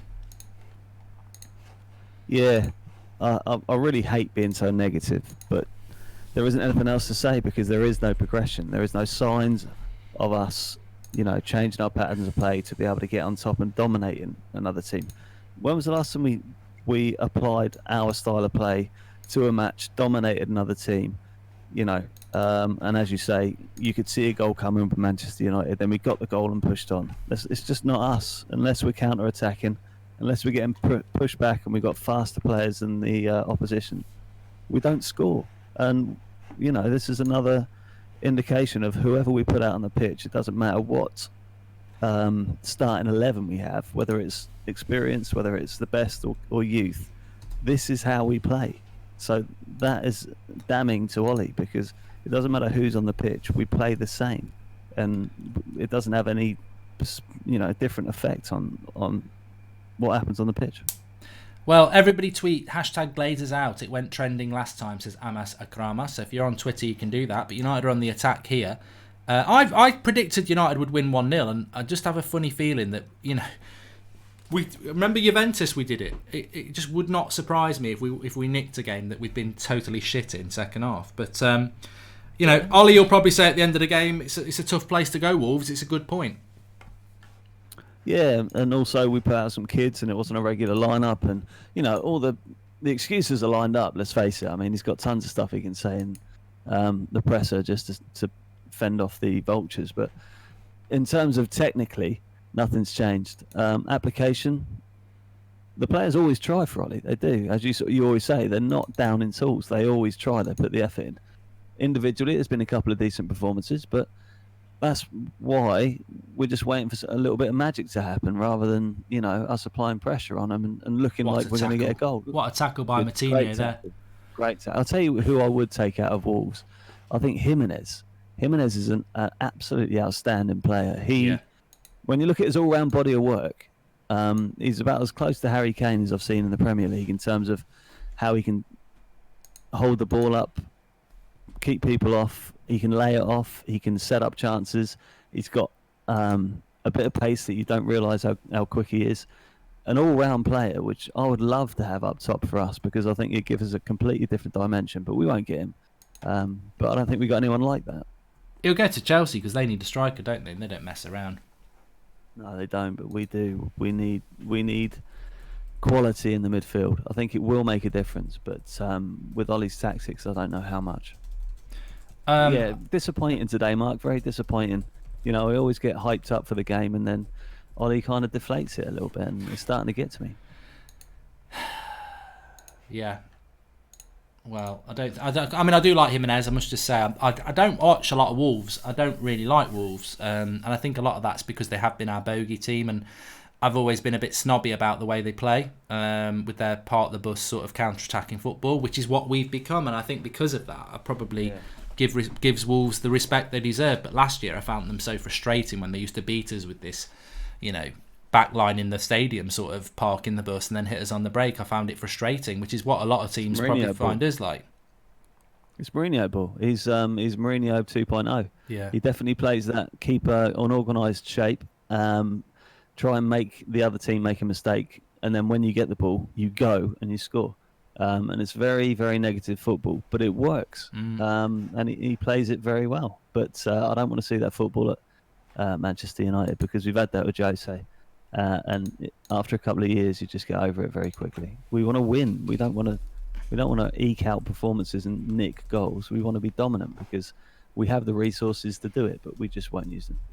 I mean, look, whatever happens in this game, and I'd love us to nick it and win it. It would be, it would be massively irritating for all our haters, because we just don't deserve it. But it's I can honestly say before we nick it, if we are going to nick it, that it's been dreadful. This second half has been awful. Some of the worst. I'm glad you said it. I thought first half we kept hold of the ball okay. No, but I just don't agree with the first half being decent. I can't help it. We always say this. We say it was a decent performance, and then we go 1-0 down, and then we go, what have we been doing? We've been awful. But it's a decent performance, so we keep a 0-0 with no shots on target. I know I'm trying to keep my standards at a certain level, and that standard of no shots on target and just keeping the ball is not what I'm looking for, even though it is a secondary team. We need to be able to, progress in the attacking third, and I don't see us getting anywhere. Sorry, but it's just really getting on my nerves. I think the second half has been as bad as we've seen all season, and a lot of people will go, wow, it's a good draw at Wolves, and I think you're going to end up in the situation we always end up with. The people who are fed up of this style of football will moan about it, and the people who want to be positive because they back Ollie, whatever, will be positive. But I just think this second half has been as bad as it's been under Ollie. It's been awful. Defensively, we've done quite well, but I mean, Wolves here. Defensively, we've done quite well, but the Wolves on the attack. Coming back. But offensively, I mean, people who say to me, low-key, Matic has been good. What has he done? Like, this is the problem. Him and Pereira are exactly why United need to sign players. And if you can't figure that out, the front line has been absolutely... If they were a fish, they'd be dead because they're out of water. They're not getting any oxygen. Defense. Wolves' game plan is they let us have the ball.